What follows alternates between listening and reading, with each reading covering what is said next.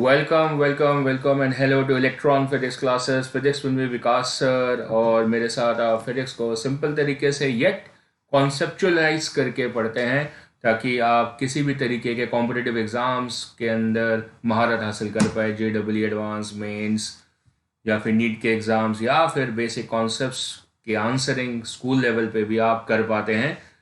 चलो फिर आज का लर्निंग कर्व शुरू करते हैं। और आज के लर्निंग कर्व में हमारे पास क्या है? हमारे पास है कुछ आपको देने के लिए। सर क्या देना है? सर टेंशन देनी है, क्योंकि ऊपर लिखा हुआ है टेंशन फोर्स है। हालांकि हमको ऐसा नहीं करना चाहिए, हमें आपको टेंशन नहीं देनी चाहिए। This is not about giving you the tension, this is about analysing a force, an internal force which is known as a tensional force. कब आती है, क्यों आती है, सारी बातें आज हम डिस्कस करेंगे और उसके एप्लीकेशंस भी हम डिस्कस करेंगे। सो एक पुरानी बात डिस्कस करते हैं, old fact, that what is a definition of the force. तो फोर्स को हम बोलते हैं simply a push and a pull. देखो यहाँ पे there are two people over there, उनके नाम है, फॉरेन नाम है, Chris and Julia. And what is Chris doing on the block? He is applying a force. And what is Julia doing on the box? She is also applying a force. So what's the difference? Of course, he is a boy, he is a girl. But what's the major difference? One is applying a push and the second is applying a pull. दोनों का objective same है, दोनों का मकसद एक है। दोनों चाहते थे कि जो ब्लॉक है वो राइट साइड पे मूव करे, राइट साइड पे एक्सेलरेट करे। तो दोनों ने अपने अपने तरफ से क्या करा? एफर्ट किया, एक मैकेनिकल एफर्ट दिया। एक ने इस तरीके से और दूसरे ने इस तरीके से। दोनों में डायरेक्शन सेम है, दोनों में डायरेक्शन सेम है फोर्सेस का, बट लैंग्वेज में दोनों अलग है। क्या मजेदार बात है ना, डायरेक्शन सेम है लेकिन फिर भी लैंग्वेज अलग है। This is known as a push action and this is supposed to be a pull action. So क्या कुछ फर्क पड़ा? हम ना फ्यूचर में जाके एक आर्टिकल भी देखेंगे, is it better to push or pull, ये आर्टिकल भी फ्यूचर में आएगा। ठीक है, तो क्या आपने फील करा कि दोनों में क्या फर्क है? मैंने कहा बिल्कुल फर्क है। किसके नजरिए से देखना चाहते हैं हम? बॉक्स के नजरिए से देखना चाहते हैं। बॉक्स को लिविंग मान के उससे पूछना चाहते हैं, भाई तेरे को कोई फर्क फील हुआ कि भाई क्रिस ने तेरे को पुश करा, जूलिया ने तेरे को पुल करा, व्हाट हैपेंड? सो आज का लेक्चर हमारा डेडिकेटेड है जूलिया को, because Julia is exerting a force which is defined as a pull force. हमारा आर्टिकल आज पुल फोर्स के ऊपर है। और जो पुल फोर्सेस होती हैं they basically causes a stretch. कई बार स्ट्रेच विजिबल होता है, कई बार नहीं होता है, पर पुल फोर्सेस करना क्या चाहती हैं? खींचना चाहती हैं, स्ट्रेच करना चाहती हैं। And so what happens? कुछ चीजें स्ट्रेच होती हैं, कुछ चीजें स्ट्रेच नहीं होती। Let me show you some of the examples for it. That what I'm trying to tell you, that कि कुछ चीज़ें stretch होती हैं और कुछ नहीं होती हैं। So we like to check कि कौन सी चीज़ें stretch होती हैं, कौन सी नहीं होती हैं। So देखो, you can see a lot of things over there which are stretching, which are stretching.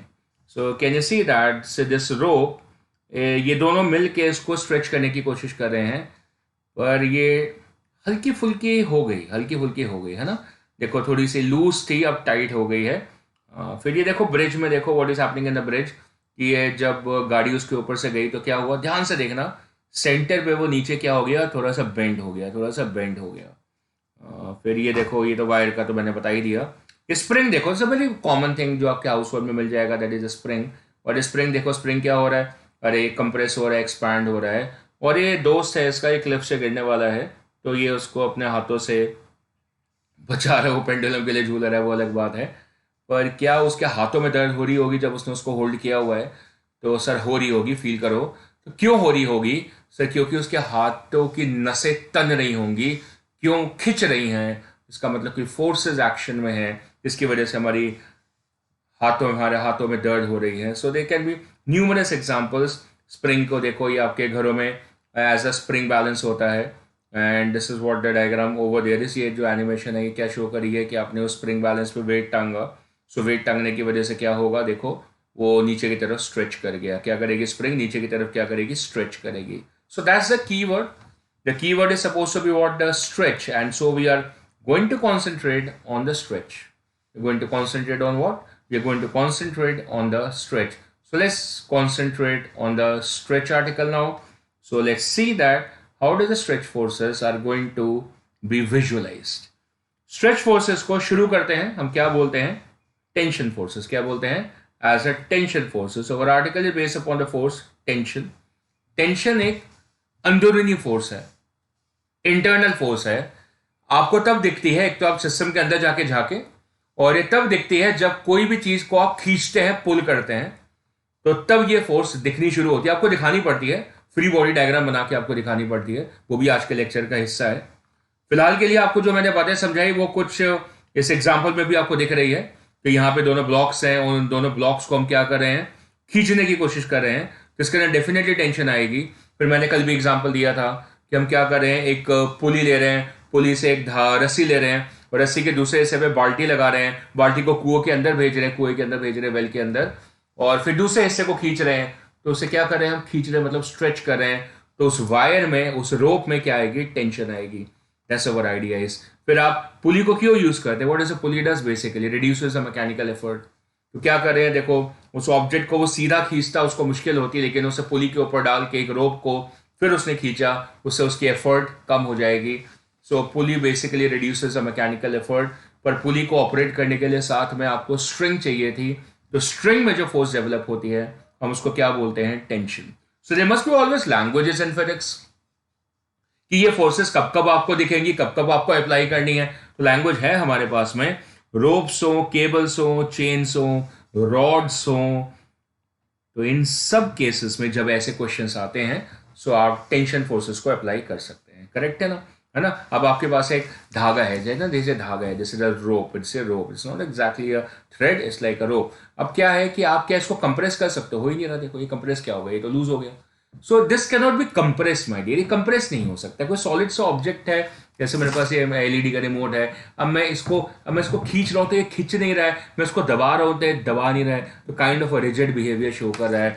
पर ये जो रोप है मेरे पास, जिसको मैं इसको स्ट्रेच कर रहा हूँ, तो इसके बियॉन्ड ये खींच नहीं रही, देखो इट्स नॉट। अगर मैं इसकी जगह स्प्रिंग ले लेता तो क्या होता, फिर स्प्रिंग आराम से एक्सटेंड कर जाती। पर ये क्या हो रही है, ये इनएक्सटेंसिबल है, ये हो नहीं रही। एक तो मैं इसको कंप्रेस नहीं कर पा रहा, ठीक है ना, और दूसरा एक लिमिट के बाद जब ये टाइट हो गई है तो फिर ये इनएक्सटेंसिबल बिहेव कर रही है, राइट।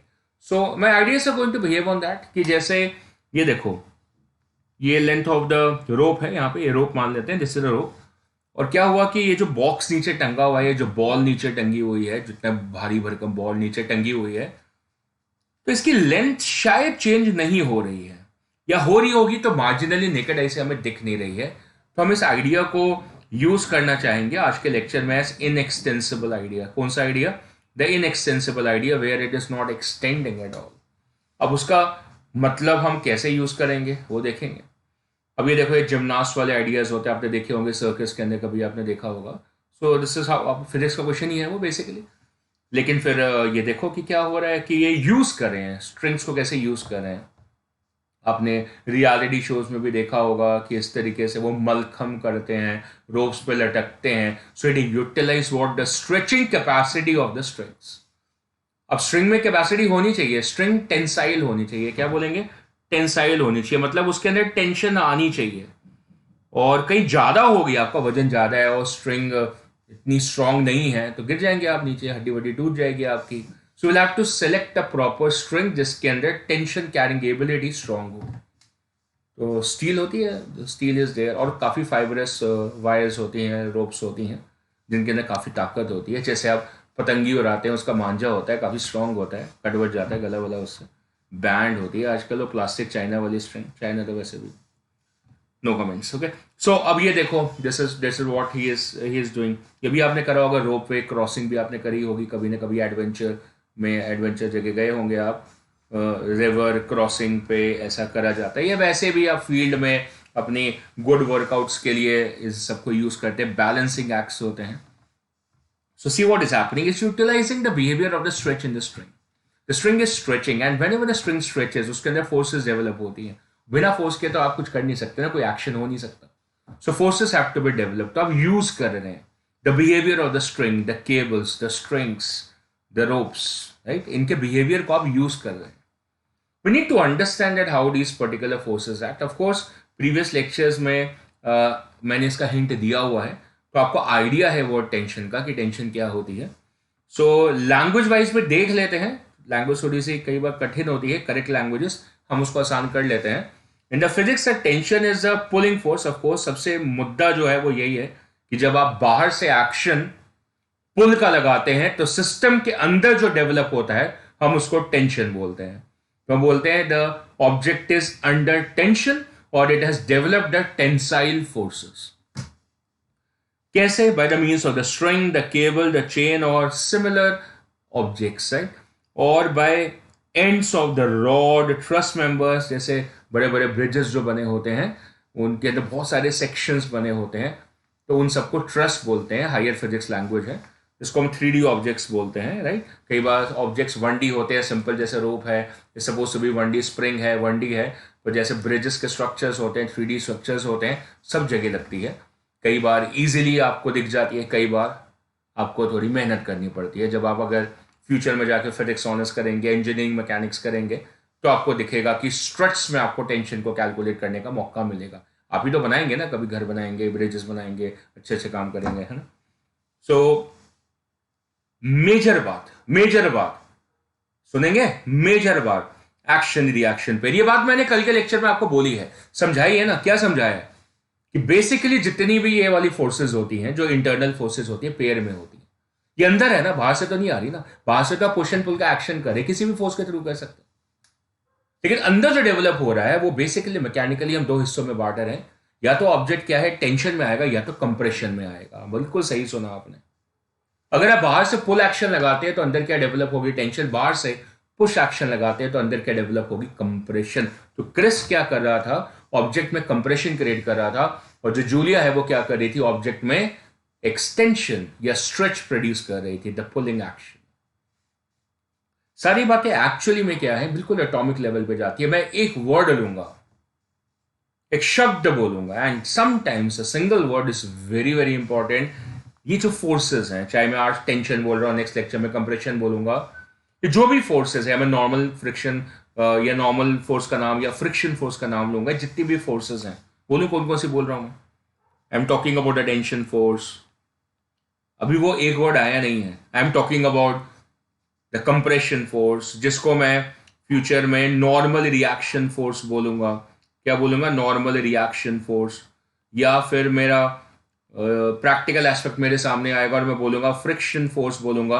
ये सारी जितनी भी फोर्सेस हैं, ये basically inter atomic, inter molecular level पे जन्म लेती हैं, और ये सारी फोर्सेस एक ही फोर्स का पार्ट है, एक ही फोर्स से आती हैं, और उन फोर्स को क्या बोलते हैं हमें? EM force, that's electromagnetic force. See, every force origin is supposed to be the basic fundamental forces, and basic fundamental forces चार ही हैं आपके पास, बेसिकली तीन है, चौथी वीक न्यूक्लियर है जो कि एक स्पेसिफिक जगह आती है। So we have basically gravity, electromagnetic and the nuclear force. Nuclear force is subdivided into strong and the weak nuclear. These are the four fundamental forces. इसका मतलब ये होता है कि बाकी जितनी भी फोर्सेज हैं, they are somewhere related to these, या समवेयर उन्हीं का पार्ट होती है।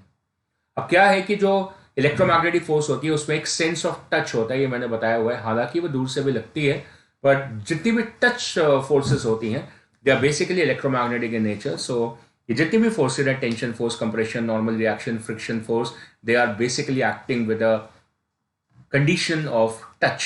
आपस में पार्टिकल टच करने चाहिए, इंटरमॉलिक्यूलर डेंसिटी होनी चाहिए स्ट्रॉन्ग, पार्टिकल्स क्लोज होने चाहिए, एटम्स क्लोज होने चाहिए, मॉलिक्यूल्स क्लोज होने चाहिए, तो फिर वो इंटर एटॉमिक या इंटर मॉलिक्यूलर फोर्सेस को डेवलप करेंगे, और इन फोर्सेस के ये नाम होते हैं tension, compression, normal and friction. आज हमारा लेक्चर पूरा टेंशन के ऊपर है। So it's telling exactly the same कि अगर आप बिल्कुल बारीक जाके सोचो, एक तो ऊपर ऊपर से देखने की बात होती है, बाहर से दिख रहा है, बाहर से दिख रहा है ना कि क्या कर रहे हैं हम, है ना, पर अंदर इसके क्या हो रहा है वो तो नहीं दिख रहा। वही तो हमें एटॉमिक फिजिक्स और न्यूक्लियर फिजिक्स समझाती है ना, कि अंदर का मामला क्या है भैया, अंदर एटम है, उसके अंदर क्या है ना, बारीकियां समझाती है। So at the atomic level when we talk about atoms और मॉलिक्यूल्स आर पुल्ड अपार्ट, जब उनको खींचा जाता है, तो खींचने से क्या होता है, भाईचारा सामने आ जाता है। क्या होता है? भाईचारा सामने आता है। भाईचारा का मतलब क्या है कि आपके पास एक रॉड है, देखो आसान तरीके से समझ लेते हैं, बातों को समझना चाहिए आसान तरीके से। तो हमारे पास एक रॉड है, मान लो, या रोप है, जो भी आपका दिल करे मानो भाई, कोई रोक टोक नहीं है, मन हमारा चंचल है। तो हमने क्या करा, इसकी तरफ फोर्स लगाई, इधर भी फोर्स लगाई और इधर भी फोर्स लगाई। किधर लगाई? दोनों तरफ हमने फोर्स लगाई। तो क्या हो रहा है, मैं वही तो कर रहा हूँ, देखो मैं दोनों तरफ फोर्स लगा रहा हूँ, दोनों तरफ। ये कहीं जा नहीं रहा है, राइट या लेफ्ट को जा नहीं रहा है, क्योंकि नेट फोर्स जीरो है। जितनी राइट को लगाई उतनी लेफ्ट को लगाई, तो नेट फोर्स जीरो है। मेरा ऑब्जेक्टिव क्या था कि भाई ये स्ट्रेच होगा कि नहीं होगा, नहीं हो रहा। भाई क्यों नहीं हो रहा, मेरे को समझ नहीं आ रही यार, मैं फोर्स लगा रहा हूँ, क्यों नहीं स्ट्रेच हो रहा है, ये क्या बात हुई यार। तो फिर मुझे पता चला कि भाई क्या है, इंटरमोलिकुलर डेंसिटी स्ट्रांग है, सॉलिड है, लिक्विड तो है नहीं, इसका मतलब पार्टिकल्स बहुत क्लोज होंगे, क्लोजली पैक्ड होंगे, so there are some particles है। So these are some particles which are present over here. और क्या हुआ, हमने इनको पर पुलिंग एक्शन लगाया तो क्या करेंगे, ये विरुद्ध खड़े हो जाएंगे because of the concept of inertia. They want to stay in the inertia of the rest, वो अपने कॉन्फिगरेशन को मेंटेन करना चाहते हैं, उनके शेप और साइज को मेंटेन करना चाहते हैं। तो क्या करेंगे, अंदर ही अंदर मिलजुल के एक फोर्स को जन्म देंगे। उस फोर्स को हम क्या बोलते हैं, इंटरमोलिकुलर फोर्स ऑफ अट्रैक्शन। क्या बोल रहे हैं, इंटरमोलिकुलर फोर्स ऑफ अट्रैक्शन। कहां लग रही है, अंदर ही अंदर लग रही है। किनके बीच में लग रही है, इन पार्टिकल्स के बीच में लग रही है जिनको आप तंग करना चाहते हो, जिनका इनर्शिया ऑफ रेस्ट को आप बदलना चाहते हो, आप उनको मोशन में लेकर आना चाहते हैं, पर वो ढीठ है, कहते हैं हमने नहीं आना। हम तब तक जी जान से लड़ेंगे जब तक कि आप हमें जुदा ना कर दें। दो भाई हैं, बहुत प्रेम है उनके अंदर, और आप उसको अलग करना चाहते हैं, दोनों ने हाथ पकड़े हुए, आप उनको खींचना चाहते हैं। क्या करेंगे, अपनी पकड़ और मजबूत करेंगे, अपने हाथों को और ग्रिप करेंगे, झप्पी वालेंगे, क्रॉस कर लेंगे एक दूसरे को ताकि आप उनको अलग ना कर पाए। This is what is known as the intermolecular force of attraction. So जितने भी पार्टिकल्स यहां पर है, ये क्या करेंगे, ये आपस में फोर्स लगाएंगे। किस तरीके से, टूवर्ड्स ईच अदर, इस तरीके से फोर्स लगाना शुरू करेंगे ताकि आपको ये काउंटर अटैक कर पाए। क्या कर पाए, काउंटर अटैक कर पाए। अब आप इसको अलग अलग बना के देखें, इस वाले हिस्से को अलग से देखेंगे तो आपको बात समझ में आएगी। इस वाले हिस्से पे, इस वाले सेगमेंट पे क्या हुआ था कि आपने लेफ्ट साइड को फोर्स लगाई थी, ये सोच के कि आप इसको ले जाएंगे, पर आप उसको लेके जा नहीं पाए क्योंकि अंदर एक फोर्स इसको ऑपोजिट तैयार हो गई है। उस फोर्स को कोई नाम देना चाहिए। बाहर वाली फोर्स को आपने बोला है applied force, the pulling force. अंदर वाली फोर्स को आपने नाम देना था, उस नाम को हमने बोला टेंशन। पर ये अकेले नहीं लगती है, बिल्कुल अकेले नहीं लग रही है, देयर हैज अ पेयर। और मैंने बताया था ग्रेविटी का पेयर ग्रेविटी हो सकता है, इलेक्ट्रोस्टैटिक फोर्स का पेयर इलेक्ट्रोस्टैटिक फोर्स ही हो सकती है, तो टेंशन का पेयर टेंशन फोर्स ही हो सकती है, और ये पेयर में एग्जिस्ट कर रही है।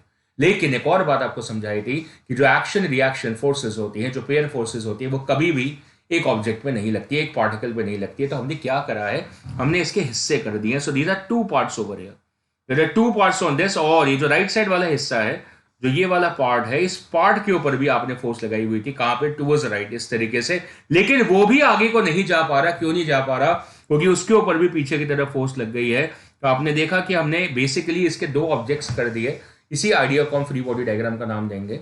और क्या हो रहा है कि हमने जो दो हिस्से करे, जो लेफ्ट साइड वाला हिस्सा है, उसमें भी क्या हो रहा है, ये जो फोर्स की वैल्यू है वो टेंशन के बराबर हो गई होगी, तभी ये हिस्सा हिल नहीं रहा है। और राइट साइड पे भी वही हो रहा है कि जो फोर्स की वैल्यू है वो टेंशन के बराबर हो गई होगी, तो ये हिस्सा हिल नहीं रहा है। समझ आ रही है, ये हिस्सा हिल नहीं रहा है। And so we have seen the existence of this force which is not making this wire to stretch। कोशिश कर रहे हैं आप, पर ये स्ट्रेच नहीं हो रही। क्यों, क्योंकि इसके अंदर ऑप्टिमम टेंशन है। यहीं कहीं पतली सी वायर होती, पतला सा धागा होता, ऐसे करके खींच देते हैं, आप तोड़ देते हैं। सिलाई ढकाई कर रहे होते हैं, इतनी वायर चाहिए, इतनी थ्रेड चाहिए, बाकी नहीं है, मुंह से खींचा, तोड़ दिया। क्यों, टेंशन कम है, एकता में शक्ति पड़ी हुई है, इसके अंदर बहुत फाइनर थ्रेड्स हैं, बहुत फाइनर थ्रेड्स हैं, इसलिए आप इसको तोड़ नहीं पा रहे। तो इसकी टेंसाइल स्ट्रेंथ क्या है, ज्यादा है। सॉलिड्स में होती है, सॉलिड्स में होती है, मतलब स्टील में सबसे ज्यादा होती है। रीजन क्योंकि स्टील बिल्कुल रिजिड होता है, अपनी शेप को चेंज ही नहीं कर पाता, तो उसके अंदर टेंसाइल स्ट्रेंथ क्या होती है, ज्यादा होती है। तभी उनको ब्रिजेस में यूज करा जाता है। जहां भी आपको चीजों को टांगना है, घर में आपके काफी सारी चीजें टंगी होंगी, पंखे भी कुंडे से टंगे होंगे, शैंडलियर्स टांगे होंगे, तो उनकी जो वायर होगी वर्धमान के धागे से नहीं बंधी होगी, स्ट्रॉन्ग फाइबर होंगे या स्टील के वायर्स होती है, जितने भी शैंडलियर्स वगैरह आएंगे। चलो बाकी आपके ऊपर है कि आप सस्ती वायर से टांग दो, कॉस्ट कम हो जाएगी, थोड़े महंगे लगाओ, थोड़े पैसे लगाओ, सेफ्टी सिक्योरिटी बनी रहेगी। तो भैया ये देखो, ये हार्नेसिंग पे जा रहा है, हार्नेसिंग करे, इसको हार्नेस बोलते हैं ना। बंजी जंपिंग भी करते हैं लोग हेलीकॉप्टर से, वहां से ऊपर से नीचे, बंजी जंपिंग मैंने भी करी हुई है दिल्ली में अपने कॉलेज टाइम में। वो जो बंजी जंपिंग नीचे, तो क्या है, डर तो लगेगा, पर भरोसा होगा, थोड़ा सा डर बहुत लगेगा, पर भरोसा होगा। किसके ऊपर, इस स्ट्रिंग के ऊपर। भगवान पे भरोसा अलग है, पर स्ट्रिंग पे भरोसा भी है कि स्ट्रिंग में टेंशन है, ये हमारा साथ नहीं छोड़ेगी। लोग माउंटेन क्लाइंबिंग करते हैं, है ना, because of this hardness, because of the string which is there, which is tensile enough to hold your weight while you are accelerating up or accelerating down, moving up or moving down. एक एक शब्द जो मैं बोल रहा हूँ वो सही है. कितने सारे एग्जाम्पल्स है ना, देखो. यू हैव अ पेट, है ना, you have a pet and you are taking it for a stroll walk in your apartments और इन योर लेन्स. क्या हो रहा है? भागेगा भागेगा पर ज्यादा दूर नहीं जा पाएगा. क्यों? अभी तो ये लूज है. अभी लूज को मैं दूसरी लैंग्वेज देने वाला हूं. अभी तो ये लूज है, पर क्या होगा जब ये भागेगा? आपका मन नहीं कर रहा, आप सो के उठे हैं, पर आपको डॉग को बाहर लेके जाना पड़ा. अब वो भागा, तेजी से भागा, फिर क्या होगा? ये स्ट्रिंग एक लिमिट पे क्या होगी? पहले तो लूज है, फिर क्या होगी? स्ट्रेच हो गई. अब डॉगी भाग नहीं पाएगा, या आपको भागना पड़ेगा उसके साथ. समझ आ रही है? क्या होगा उससे? उससे एक आर्टिकल क्रिएट होगा जिसको बोलेंगे कनेक्टेड मोशन. तो आप जैसे आलसी इंसान को भी आपका जो डॉगी है वो क्या करेगा? मॉर्निंग वॉक करा देगा, मॉर्निंग रनिंग करा देगा, कनेक्टेड मोशन हो जाएगा. है ना बढ़िया article. So what is a tension force is defined as? It is a force that is transmitted through a rope, string, wire when pulled by the forces acting from the opposite sides. पूरा visualise करके आपको बात समझा रही है, अंदर आपके दिमाग में फिट कर गई है. बाकी बहुत सारी लैंग्वेजेस हैं, कौन इन सब बातों को पढ़े. इंपॉर्टेंट बातें मैं आपको बताता चलूंगा, और उसमें से सबसे पहला ये है एक टाइट स्ट्रिंग, एक ढीली स्ट्रिंग. एक टाइट एक ढीली, ये कितना लैंग्वेज है? ये तो इंग्लिश लैंग्वेज ही प्रॉपर नहीं है. तो हमने कहा फिजिक्स की तो बिल्कुल नहीं हो सकती. तो स्ट्रिंग की लैंग्वेज, रोप की, केबल की लैंग्वेज क्या होती है? The taut and slack, these are the languages. Taut का मतलब क्या होता है? तन जाना, नसें तन गई. नहीं तो रिलैक्स है, सर में दर्द हो रही है मेरे, क्या हो रहा है? नसें तन गई है, बाम लगाइए, एस्पिरिन खाइए, क्या होगी? नसें रिलैक्स कर जाएंगी, लूज हो जाएंगी, फिर आपके सर दर्द नहीं होगी. सो वेन्स है ना, आर्टरीज है ना, वो भी तो एक धागों की तरह ही है ना, वो भी स्ट्रेच हो जाती है ना. कई बार क्या होता है, खेलते खेलते बॉडी में क्रैम्प्स हो जाते हैं. पानी नहीं है बॉडी में, फ्लूइड की कमी हो गई है, डिहाइड्रेट हो गए, क्या हो गए? क्रैम्प्स पड़ गए. क्यों क्रैम्प्स पड़ गए भाई? तन गई सारी चीजें ना. फिर पानी डालेंगे, रिलैक्स हो जाएंगे. वाटर थेरेपीज होती हैं. You take the hot water bath, you get a very sound sleep. Reason? Tension कम हो जाती है. सो ये क्या है? अभी क्या है ये? ओ सर एक ही कर आ गया यार, है एक ही. तो ये जो है, ये अभी क्या है? स्लैक है. वो अलग बात है, अभी इसमें वेव्स भी बन गई है, वेव्स का चैप्टर नहीं है अभी. ये क्या है सर? स्लैक है. अब क्या है सर? टॉर्ट है. ये क्या है? स्लैक. ये क्या है? टॉर्ट. ये क्या है? स्लैक. ये क्या है? टॉर्ट. और वायर कैसी है? इनएक्सटेंसिबल, खिंच नहीं रही है. कोशिश करी, क्यों? अंदर टेंशन आ गई है, अंदर टेंशन आ गई है. मेरे ऑपोजिट, मेरे राइट साइड को इधर से राइट, इधर से लेफ्ट पुल कर, अंदर फोर्स आ गई. किधर? Towards each other. क्या बोला मैंने? Towards each other. वापस जाऊं कहां पे? जो बनाया था. Identify these forces. How does it act? These forces act towards each other. So these are intermolecular forces of attraction which act towards each other. कब लगती हैं? कब लगती हैं? जब बाहर से फोर्स का पुल एक्शन आता है.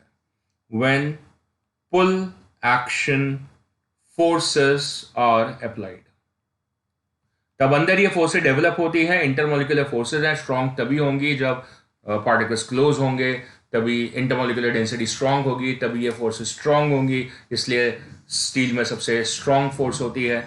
और ये क्या करती है? अपोज करती है जब तक कर पाए. एक सबकी एक हायर लिमिट होगी जिसको हम टेंसाइल स्ट्रेंथ बोलेंगे. और टेंसाइल स्ट्रेंथ किससे आती है? आपको बात समझ में आ गई है ना. जितना ज़्यादा घनत्व हो, जितनी ज़्यादा डेंसिटी हो, जितना स्ट्रॉन्ग हो, जितनी स्ट्रेंथ ज़्यादा हो, जैसे आयरन, स्टील, है ना.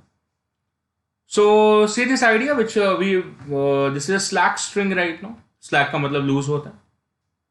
इसका मतलब उसके अंदर टेंशन जीरो है. क्या बोला मैंने? स्लैक स्ट्रिंग का मतलब होता है टेंशन जीरो है. और जब ये चलेंगे थोड़ा आगे जाएंगे तो फिर क्या होगा? और फिर ये टॉट हो जाएगी. क्या हो जाएगी? टॉट हो जाएगी. इसका मतलब टेंशन नॉन जीरो है, टेंशन आ गई. अब मोशन कनेक्ट हो जाएगा. अब इन लोगों का मोशन कनेक्ट हो जाएगा. तो जब तक ये यूनिफॉर्म पेसिंग से चलते रहेंगे तो क्या होगा? इन जो स्ट्रिंग स्लैक रहेगी और मोशन कनेक्टेड नहीं रहेगा. लेकिन अगर आगे वाला बंदा, ये वाला जो बंदा है, ये आगे तेजी से भागने लगा और ये वाला स्लो मूव करने लगा, ये क्या करने लगा? फास्ट मूव करने लगा, ये स्लो मूव करने लगा, फिर क्या होगा? फिर ये स्ट्रिंग जो है वो कभी ना कभी टाइट हो जाएगी. टाइट मतलब टॉट हो जाएगी.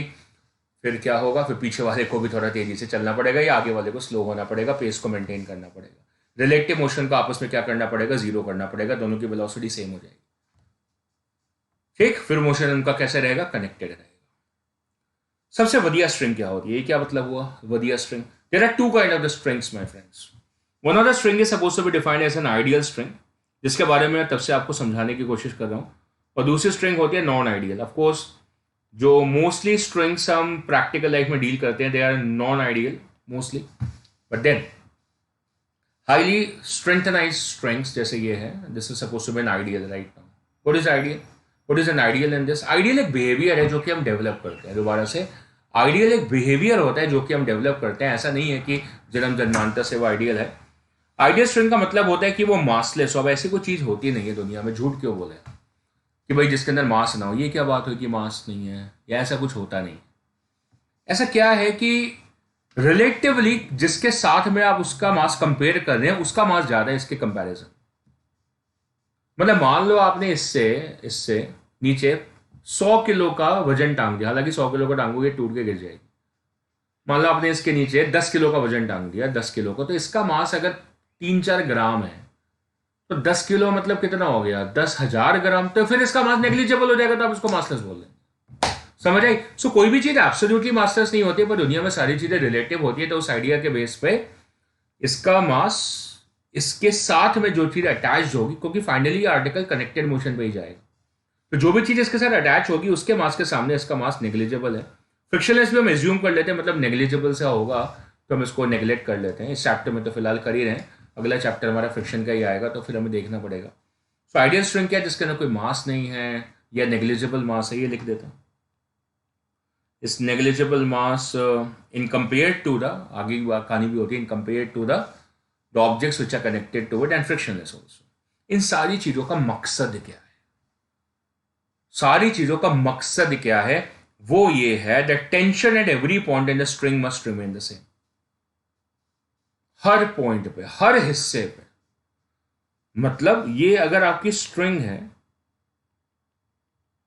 है और ये वाला पॉइंट है, ये वाला पॉइंट है, ये वाला पॉइंट है, ये वाला पॉइंट है, पॉइंट 1 2 3 4, यहां पे टेंशन T1, यहां पे T2, यहां पे T3, यहां पे T4। So T1 equal to T2 equal to T3 equal to T4 ताही होगा जब स्ट्रिंग क्या होगी, मासलेस होगी।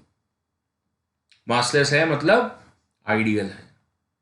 और आइडियल बिहेवियर का एक और मतलब होता है, आइडियल का एक और मतलब होता है, it is suppose to be inextensible. एक तो मासलेस है, साथ में क्या है, इनएक्सटेंसिबल। इससे दो इंपॉर्टेंट फीचर्स हैं, the massless behaviour and second is suppose to be the inextensible behaviour. दोनों का मकसद एक ही है, दोनों का मकसद है कि स्ट्रिंग में हर पॉइंट पर टेंशन की वैल्यू सेम हो। तो आपको अलग अलग पॉइंट्स पे अलग अलग टेंशन देखने का मन नहीं है, तब आप इस आइडिया को यूज करते हैं।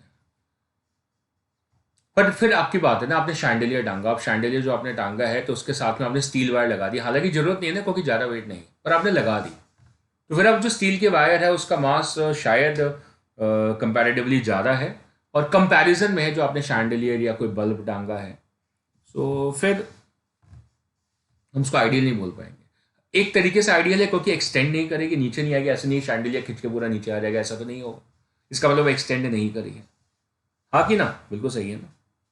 टन गई है, टेंशन आ गई है, पर एक्सटेंड नहीं करी है ना। इसमें टेंशन आ गई है पर ये एक्सटेंड नहीं करी है।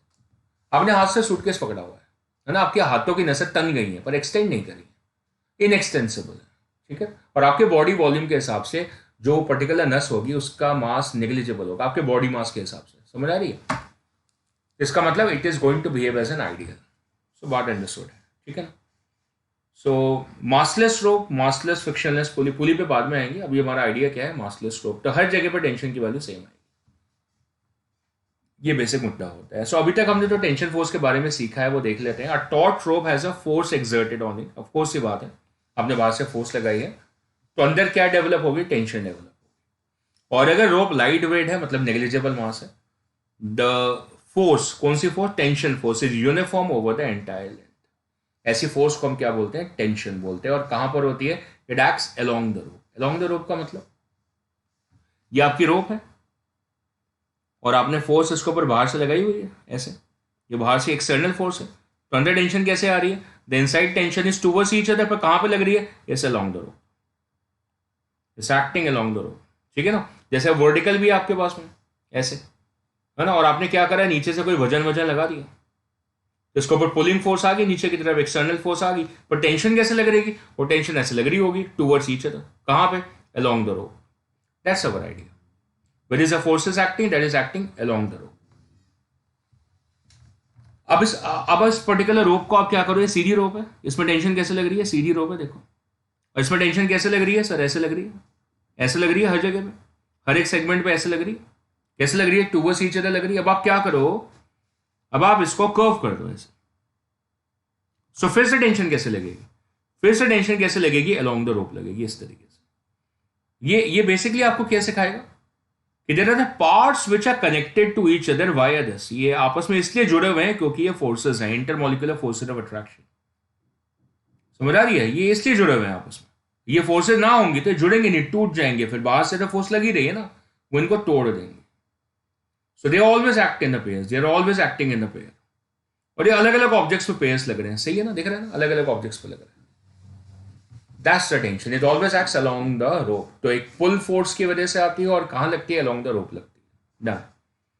क्योंकि हमने इंपल्स मोमेंटम के क्वेश्चन करे हुए हैं, तो मैं आपको दिखाना चाहूंगा कि इसके बेसिस का एक क्वेश्चन है. क्वेश्चन क्या है, एक बॉल है मेरे पास 1 kg की, attach to an inaccessible string, मतलब आइडियल स्ट्रिंग है. The ball is release from the position, यहां से उस बॉल को रिलीज कर दिया, मतलब इसकी स्पीड 0 होगी. फाइंड द इंपल्स, क्या पूछा, इंपल्स की वैल्यू पूछी है, इंपॉर्टेड बाय द स्ट्रिंग. देखो पहला मुद्दा, इंपल्स क्या होता है, that's integral F into D T, हमने सीखा हुआ है. कौन सी फोर्स, ये तो बताओ, कौन सा इंपल्स. तो फोर्स अगर टेंशन है, क्या है, टेंशन है, इसका मतलब एफ की जगह क्या आ जाएगा, टी डी टी. क्या होगी, फोर्स, टेंशन फोर्स हो गई. तो इस इंपल्स को क्या बोलेंगे, इंपल्सिव टेंशन. क्या बोलेंगे, इंपल्सिव टेंशन, क्योंकि नेचर ऑफ फोर्स क्या है, टेंशन. उसी तरीके से अगर फ्यूचर में हम नॉर्मल फोर्स के बारे में जिक्र करेंगे, हो सकता है नेक्स्ट लेक्चर में, तो फिर हम उसको बोलेंगे इंपल्सिव नॉर्मल. वो तब लगेगी जैसे कोई बॉल दीवार से टकरा के वापस आती है, तो इंपल्सिव नॉर्मल. इंपल्स इसलिए क्योंकि उस इवेंट का टाइम बहुत कम है. जैसे इसमें टाइम बहुत कम लगने वाला है, किसमें, कि जितनी देर में स्ट्रिंग लूज से टॉट हो जाएगी. मतलब समझ में आया आपको, देखो कैसे पकड़ा हुआ है, देखो ऐसे, और मैंने ना इसको, इस वाले हिस्से को ऐसे ऊपर कर दिया ऐसे. अभी ये क्या है, स्ट्रिंग लूज है, पर इसको छोड़ेंगे और नीचे वजन होगा तो ये टाइट हो जाएगी. ऊपर लूज है, नीचे जाके क्या हो जाएगी, टाइट हो जाएगी. इसका मतलब स्ट्रिंग को क्या लगेगा, झटका लगेगा. फील करो, फील करो, देखो इस एंड को पकड़ा हुआ है ऐसे, ये वाला एंड अभी लूज है ना, ऐसे ये लूज है, पर मैंने फिर इसके साथ में कुछ बांध के इसको नीचे छोड़ा, तो ये झटका लगेगा इसको, एकदम से इंपल्स आएगी, पर रुक जाएगी फाइनली, है ना, रुक जाएगी, क्योंकि नीचे तो जा नहीं सकती ना, इनएक्सटेंसिबल है, लिखा हुआ है क्वेश्चन के अंदर. तो इसका मतलब ये जो स्ट्रिंग है वो यहां से गिर के फाइनली इससे ऐसे स्ट्रेट हो जाएगी, और क्या होगा, वो एकदम से रुक जाएगी, एकदम से रुक जाएगी. It will come to instant rest. अब इंस्टेंट रेस्ट क्यों है, जब ये नीचे आ रही थी तो इसका मतलब उसकी स्पीड आ गई होगी, कितनी, जितनी हाइट फॉल करे, तो स्पीड कितनी आएगी, वो आ जाएगी √2gh, जितना वो नीचे फॉल करेगी. लेकिन फिर क्या, वो वेलोसिटी कहां पे थी, नीचे थी, टूवर्ड्स डाउन, नीचे की तरफ थी, तो इंपल्स कहां लगेगी, ऊपर लग जाएगी, अलोंग द स्ट्रिंग, क्योंकि टेंशन कहां लगती है, अलोंग द स्ट्रिंग. तो इंपल्सिव टेंशन कहां लग जाएगी, अलोंग द स्ट्रिंग, मोशन के विरुद्ध, और तुरंत उसकी स्पीड को 0 कर देगी. And you can apply the impulse momentum equation. So what will be the impulse momentum equation, as equal to the change in momentum. तो चेंज इन मोमेंटम कैसे, that is 0 minus of minus √2gh into the mass.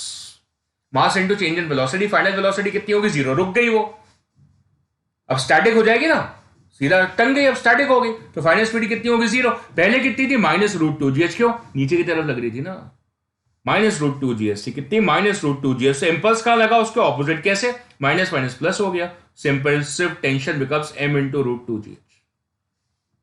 Plus आ रहा है, plus आ रहा है, मतलब ऊपर लग रही है, मोशन के विरुद्ध, तो फिर वो रेस्ट पर आ गई, इंपल्सिव टेंशन. मास गिवन है आपको 1, और h कितना हो गया, 2 हो गया, यहां से तो वैल्यू भी मिल जाएगी आपको. वो that JT is equal to mass is 1 into √2 into 10 into h कितना हो गया, 1 नहीं है, 2 है. ये भी तो 1 मीटर आएगा ना, जब नीचे आ जाएगी स्ट्रिंग इतनी वाली, 1 मीटर, 1 मीटर कितना हो गया, 2 मीटर हो गया. सो क्या मिला भाई आपको, so that becomes equal to 2 बार आ गया, 2 √10 आ गया, √10 होता है 3.16, so that becomes 6.32 newton second is a value for the impulse. Right. So सीखा हमने, क्या सीखा हमने? The idea is suppose to be that tension is suppose to be acting along the string. Pulling जब एक्सटर्नल फोर्स है तो ये force develop होती है, इंटर एटॉमिक होती है. ठीक. अब आगे का आर्टिकल हमारा क्या? आगे का आर्टिकल हमारा है कि हमने एक वर्ड यूज कर लिया. वर्ड क्या यूज करा? Connected motion. अब सारे मोशन कनेक्टेड है, ठीक है ना? सारे मोशन कनेक्टेड है. ट्रेन जा रही है, ट्रेन की बोगीज है, कंपार्टमेंट है, इंजन लेके जा रहा है, तो हर एक बोगी अपने आगे वाले और पीछे वाले से कनेक्टेड है. हाँ कि ना? हॉर्स एंड कार्ट है. हॉर्स आगे जा रहा है, आप कार्ट के अंदर आराम से बैठे हैं, आप थोड़ी जा रहे थे आगे, वो तो हॉर्स आपकी कार्ट को लेके जा रहा है. सो आपस में क्या हो गया? हॉर्स एंड कार्ट कनेक्टेड हो. तो जैसे मैंने बोला था, अभी दोनों एग्जाम्पल के अंदर क्या कनेक्शन है? कनेक्शन क्या है कि इंजन ट्रेन को पुश करता है या पुल? तो पुल करता है.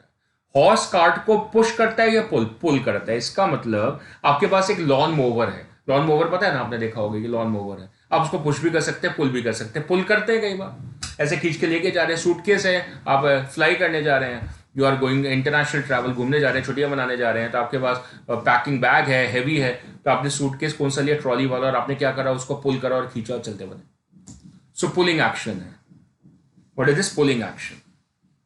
तो आप भी मूव कर रहे हैं, सूटकेस भी मूव कर रहा है, हॉर्स भी मूव कर रहा है, कार्ड भी मूव कर रहा है, इंजन भी मूव कर रहा है, बोगीज भी मूव कर रही है, A1 A2 A3 S1 S2 S3 सारे कंपार्टमेंट्स मूव कर रहे हैं. कैसे कर रहे हैं?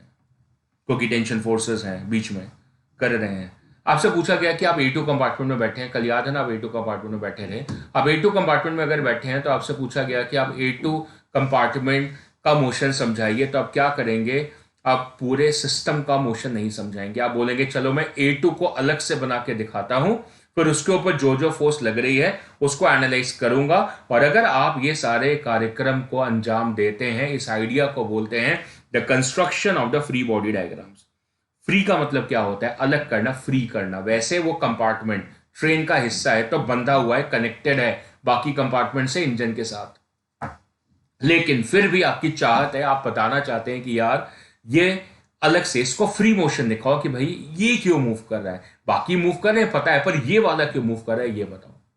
जैसे इलेक्ट्रॉन न्यूक्लियर सिस्टम है, हालांकि उसके बीच में कोई फोर्स आपको दिख नहीं रही है, पर है फोर्स. तो इलेक्ट्रॉन की फ्री बॉडी बना के दिखाइए कि उसके ऊपर कौन सी फोर्स लग रही है. तो आप दिखाएंगे कि इलेक्ट्रॉन के ऊपर क्या हो रही है, कि electrostatic force towards the nucleus लग रही है, जिसकी वजह से मूव कर रहा है. क्या आपको बोलेंगे अर्थ की फ्री बॉडी दिखाओ? दिखाएं. Let me show you. So this is supposed to be a electron orbit around the nucleus. This is the nucleus and this is an electron. तो हमने क्या करा? सारी नजर हमने इलेक्ट्रॉन के ऊपर रखी. और हमने बोला यार इसकी फ्री बॉडी डायग्राम बनाओ. हमने बना दिया. हमने बोला कि यार देखो इसके ऊपर ये वाली फोर्स लग रही है. कौन सी फोर्स लग रही है? इलेक्ट्रोस्टैटिक फोर्स लग रही है, ताही ये सर्कुलर मोशन को कंप्लीट कर रहा है. तो there is a force acting on it. तो क्या? There is a force acting on the electron. Nucleus के ऊपर भी फोर्स लग रही होगी, पर हमारा डिस्कशन न्यूक्लियस के ऊपर नहीं है. This is the FBD of the electron. सही. तो क्या करना होता है फ्री बॉडी डायग्राम में? हमें वो फोर्सेस बनानी होती है which are acting on the particle. क्या? ON, on the particle, by the particle नहीं. इसने न्यूक्लियस पे जो लगाई वो नहीं बनानी. वो फोर्स बनानी है जो इसके ऊपर बाकी लोग लगा रहे हैं. जैसे if the earth is moving around the sun, है ना, और मान लो there is suppose to be, मान लो क्या पता ही होता है, there is a moon which is orbiting the earth. हमें बोला अर्थ की फ्री बॉडी बनाओ, तो दो फोर्सेस आएंगी, एक ये वाली एक ये वाली. मून के ऊपर भी फोर्स लग रही है, हमें वो नहीं बनानी, क्योंकि हमें क्या बोला गया? फ्री बॉडी ऑफ द अर्थ बनाओ. तो हमने अर्थ के ऊपर जो जो फोर्सेस है वो बना ली. तो हमने अर्थ को अलग से करके दिखाया और दिखाया कि एक फोर्स यहां लग रही है, एक यहां लग रही है. ये कौन सी है? That is a force, that is a force of gravity due to sun. और ये कौन सी है? That is a force of the gravity by the moon on the earth. Moon ने अर्थ के ऊपर लगाई, सन ने अर्थ के ऊपर लगाई. ये दिखा. अगर आप मून की फ्री बॉडी बनाओगे, किसकी? मून की फ्री बॉडी बनाओगे, तो मून की फ्री बॉडी पे क्या दिखेगा? ये क्या है? एफबीडी ऑफ द मून है. तो free body of the moon के ऊपर आपको क्या दिखेगा? That is a force which is acting on the reverse हो गया ना, on the moon by the earth. Reverse करके लिख दो. हमारा एक टाइम पे नजरिया एक ही रहना है, एक ही फ्री बॉडी बना रही है. जब इसके मोशन को देखना है, क्यों? To analyse the motion of the earth. जब आपको मून का मोशन एनालाइज करना है तो फिर आप उसकी फ्री बॉडी बनाओगे कब? When you need to analyse the motion of the moon. This is idea. Actually में ये कनेक्टेड है आपस में, एक्चुअली में ये पूरा डायग्राम है, ये एक सिस्टम है, this is a complete system. पर आप क्या करें, उसके अंदर इंडिविजुअल पार्टिकल्स के मोशन को अलग अलग एनालाइज करना चाहते हैं। उस आइडिया को क्या बोलते हैं? फ्री बॉडी डायग्राम, जिसके अंदर आपने ऑन फोर्सेस यूज करनी है। कौन सी वाली? On forces. बाई वाली फोर्सेस वो पार्टिकल दूसरों पे जो लगाएगा वो नहीं शो करनी, वो नहीं शो करनी उसके फ्री बॉडी पे। कौन सी शो करनी है? जो उसके ऊपर बाकी लोग लगा रहे हैं, बाकी पार्टिकल्स लगा रहे हैं। That's what is a free body diagram. बाकी कैसे बनाते हैं ये सारे पॉइंट्स तो मैं वैसे ही आपको समझा दूंगा। तो ये सारे जो फाइनर पॉइंट्स होते हैं लिखे हुए हैं उनके ऊपर ज़्यादा ध्यान नहीं है। वो सिंप्लीफाइड वर्जन होना चाहिए, ईजी वे होना चाहिए। जैसे दिखाया फोर्सेस में एरोज दिखाने चाहिए कि किस तरफ पे फोर्स लग रही है, दिखाया ऑफकोर्स हमने। एंड मूवमेंट्स की बातें अभी आई नहीं है। कई बार क्या होता है कि उसके अंदर रोटेशन भी हो रही होती है, तो आपको वो भी दिखाना पड़ता है कि उसकी रोटेशन किस तरफ है। तो जैसे कि इसके अंदर जो इलेक्ट्रॉन है अभी कहाँ जा रहा है वो आप बताओ ना। तो मान लो कि वो एंटी क्लॉकवाइज जा रहा था, तो फिर आपको उसको दिखाना पड़ेगा कि it was moving anti clockwise like this. तो आपको ये शो करना पड़ेगा इसकी फ्री बॉडी के ऊपर कि वो एंटी क्लॉकवाइज जा रहा था। मान लो कि अर्थ जो है वो इस डायरेक्शन में ऐसे जा रही थी, तो आपको इसको बस शो करना पड़ेगा कि ऐसे जा रही है। समझ आ रही है? जो भी मूवमेंट्स होंगे वो आपको शो करने पड़ेंगे कि क्लॉकवाइज है या एंटी क्लॉकवाइज है, क्लॉकवाइज मूवमेंट या एंटी क्लॉकवाइज मूवमेंट। ठीक है, बहुत ईजी है। पर फिलहाल उसका डिस्कशन नहीं है हमारा, रोटेशन चैप्टर में आएगा। अभी सिर्फ हमने एरोस के पॉइंट सिखाने कि कोऑर्डिनेट सिस्टम होना चाहिए, उससे आपको ये पता चलेगा कि कौन सी फोर्स पॉजिटिव है, कौन सी नेगेटिव है। जैसे इस पर्टिकुलर डायग्राम में अर्थ के ऊपर ये फोर्स लग रही है, अब इससे इसका कंपोनेंट इधर लेंगे तो इसका कंपोनेंट इधर आ जाएगा, तो ये वाली फोर्स पॉजिटिव डायरेक्शन हो जाएगी, ये वाली नेगेटिव हो जाएगी। या लेफ्ट वाली नेगेटिव ले लो, पॉजिटिव ले लो, कि राइट वाली पॉजिटिव नेगेटिव हो जाएगी, रिवर्स हो जाएगा। तो आपको कोऑर्डिनेट सिस्टम एक होना चाहिए, है ना। ये पूरा कोऑर्डिनेट सिस्टम बन जाएगा एक्स वाई प्लेन के अंदर। फिर आप उसको एनालाइज कर सकते हैं नेट फोर्सेस रिजॉल्विंग करने के बाद। ठीक है, चलो चलो अब आगे बढ़ते हैं। जो हमने सीख लिया है वो मैं आपको समझा देता हूं कि एक दो लाइनों में। That it is a free body diagram is a sketch of an object with everything else stripped away. मतलब बाकी कुछ नहीं दिखाना है, बाकी पूरा सिस्टम नहीं दिखाना है, बाकी पार्टिकल नहीं दिखाने हैं। बस क्या दिखाना है, मुद्दा क्या है? ऑन द बॉडी वाले फोर्सेस आपने दिखाने। Which forces? That is on the body. जो फोर्सेस लग रही है सिर्फ वो दिखाना है, दैट्स इट। बस वो दिखाना है, राइट। सो ये सारी बातें वहीं लिखी हुई हैं, तो मैंने मुद्दे में आपको सारी बातें समझा दी हैं। फ्री बॉडी डायग्राम कैसे बनाते हैं अब देखते हैं कि कैसे बनानी है। तो ये एक हुक है, ये क्या है? एक हुक है, this is a hook. Hook is kind of an important thing. देखो हुक कैसे ऐसे बना लो आपने, ऐसे हुक बना दिया, बना दिया हुक। अब क्या, आप इस रोप को खींचो, क्या करो, रोप को खींचो, जैसे इसको पकड़ो, देखो ऐसे, देखो अब खींचो। अब देखो मेरी फिंगर नीचे आ रही है, आ रही है नीचे। देखो मैंने इसके ऊपर फोर्स लगाई, फिंगर नीचे आ रही है। क्यों आ रही है? क्योंकि इस रोप में फोर्स है ना, टेंशन, वो इसको नीचे लेकर आ रही है। अब मैं कोशिश कर रहा हूं मैं कि मैं इसको रोकूं, लेकिन फिर भी नीचे आ रही है। सो ये हुक जो होता है, जैसे ये जो हुक है यहाँ पे आपको दिख रहा है, ये हुक है, इसके ऊपर भी फोर्स आ जाएगी, इसके ऊपर भी फोर्स आ जाएगी, क्योंकि आप इसको खींच रहे हो तो वो भी टेंशन में आ जाएगा, क्योंकि वो भी खींच रहा है।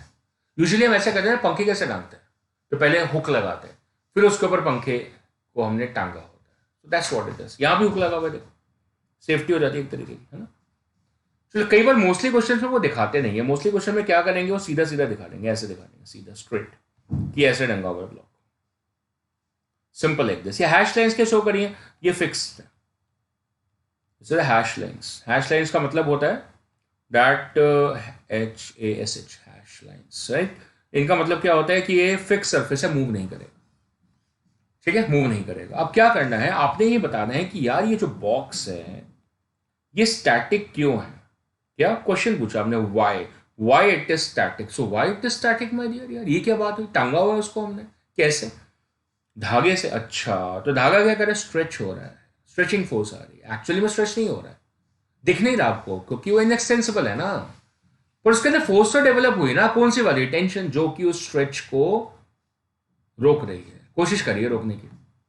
तो mg लग रही है नीचे, तो क्या आ रही है, एक्सटर्नल फोर्स आ रही है, जो कि उसको क्या कर रही है, पुल कर रही है। तो उसको पुल करना चाहती है, इससे पुलिंग फोर्स। ग्रेविटी है, नेचुरल है, वो तो लगती है। तो क्या हुआ, स्ट्रिंग टेंशन में आ गई। कैसे लगती है टेंशन? Towards each other. और कैसे लगती है, अलोंग द रोप लग गई। अब पेयर में लगती है, सो ये भी टी और ये भी टी। फिर आपने क्या करना है, फिर आपने इसके हिस्से कर देने, ब्रेक कर देना, break it. You kindly break it, अलग कर देना। देखो क्या करा हमने, ये जो स्ट्रिंग है उसके हिस्से कर दिए like this is how we do it. ये टेंशन फोर्स और ये टेंशन फोर्स, ये इस ब्लॉक के ऊपर है। ब्लॉक के ऊपर क्या है, वेट लग रहा है नीचे की तरफ, दैट्स mg। हमने स्प्लिट कर दिया इसको। तो अब क्या करना है कि ये वाला जो हिस्सा था, अब इसको अलग कर दो। क्या करो, इसको अलग कर दो। वैसे वो सेम सिस्टम है, पर आपने क्या करा, उसको अलग कर दिया। तो ये क्या बन गई, what is this now, this is suppose to be the free body of the block. क्या बोलेंगे इसको, that's the FBD of the block. और ये बहुत आसान हो जाएगा समझना। क्या समझना आसान हो जाएगा, भाई ये स्टैटिक क्यों है। So why it is static, क्योंकि ऊपर वाली फोर्स नीचे वाली फोर्स को बैलेंस कर रही है। सो अब सीधा इक्वेशन लिख देंगे, that T becomes equal to mg, that's it. पर टी एमजी का पेयर नहीं है, ये बात मैं पहले समझा चुका हूं। ग्रेविटी का पेयर ग्रेविटी होता है, टेंशन का पेयर टेंशन होता है। तो इसका पेयर नहीं है, पर क्या लैंग्वेज है, एक दूसरे को बैलेंस कर रहे हैं। उसे ब्लॉक क्या स्टैटिक है, इक्विलिब्रियम में। स्टैटिक भी बोल सकते हैं, इक्विलिब्रियम में भी बोल सकते हैं। और माय डियर आगे की कहानी, अगर आप इसको देख रहे हैं, इसको, ये क्या है, सीलिंग सपोर्ट, तो क्या होगा, वहां पर भी फोर्स आ जाएगी। कहां पर आ जाएगी फोर्स, ऊपर की तरफ लग जाएगी। ऐसे फोर्स लग जाएगी जो टी के बराबर होनी चाहिए, तभी तो वो भी वहीं रहेगा, नहीं तो नीचे नहीं आ जाएगा। पता चले वो भी नीचे आ जाएगा। बहुत भारी चीज लगा लो, टी की वैल्यू तो एमजी के बराबर है, तो ये भी तो टेक्निकली एमजी के बराबर है। तो एफ की वैल्यू भी कितनी होगी, एफ की वैल्यू भी एमजी के बराबर होगी। तो अगर वेट ज्यादा हुआ तो छत नीचे आ जाएगी। समझ आ रही है कि नहीं, छत नीचे आ जाएगी। अगर छत कच्ची हुई तो नीचे आ जाएगी, ऊपर वाले भी नीचे आ जाएंगे। हमने फ्री बॉडी बनानी सीखी है। देखो ये टेंशन दिखा रखी है, देखो ऐसे दिख रहा है, इसको क्या दिख रहा है, ये टूट गया, दिख रहा है कैसे, बात टूट गया, ये टूट रहा है ना, ऐसे ऐसे हो गया, टूट गया है, टूट गया, रप्चर हो गया। अभी नहीं हुआ है, जब तक नहीं हुआ है तो ये पेयर फोर्सेस लग रही थी, ये पेयर फोर्सेस लग रही हैं। ये इसकी फ्री बॉडी अलग से हो गई और ये इसकी फ्री बॉडी अलग से हो गई, और ये T equal to M G करेगा। और यहाँ पर एक और फोर्स होनी चाहिए जो एफ इक्वल टू टी के बराबर होगी। मामला समझ में आ गया, ठीक है ना, यही मैंने आपको सिखा दिया।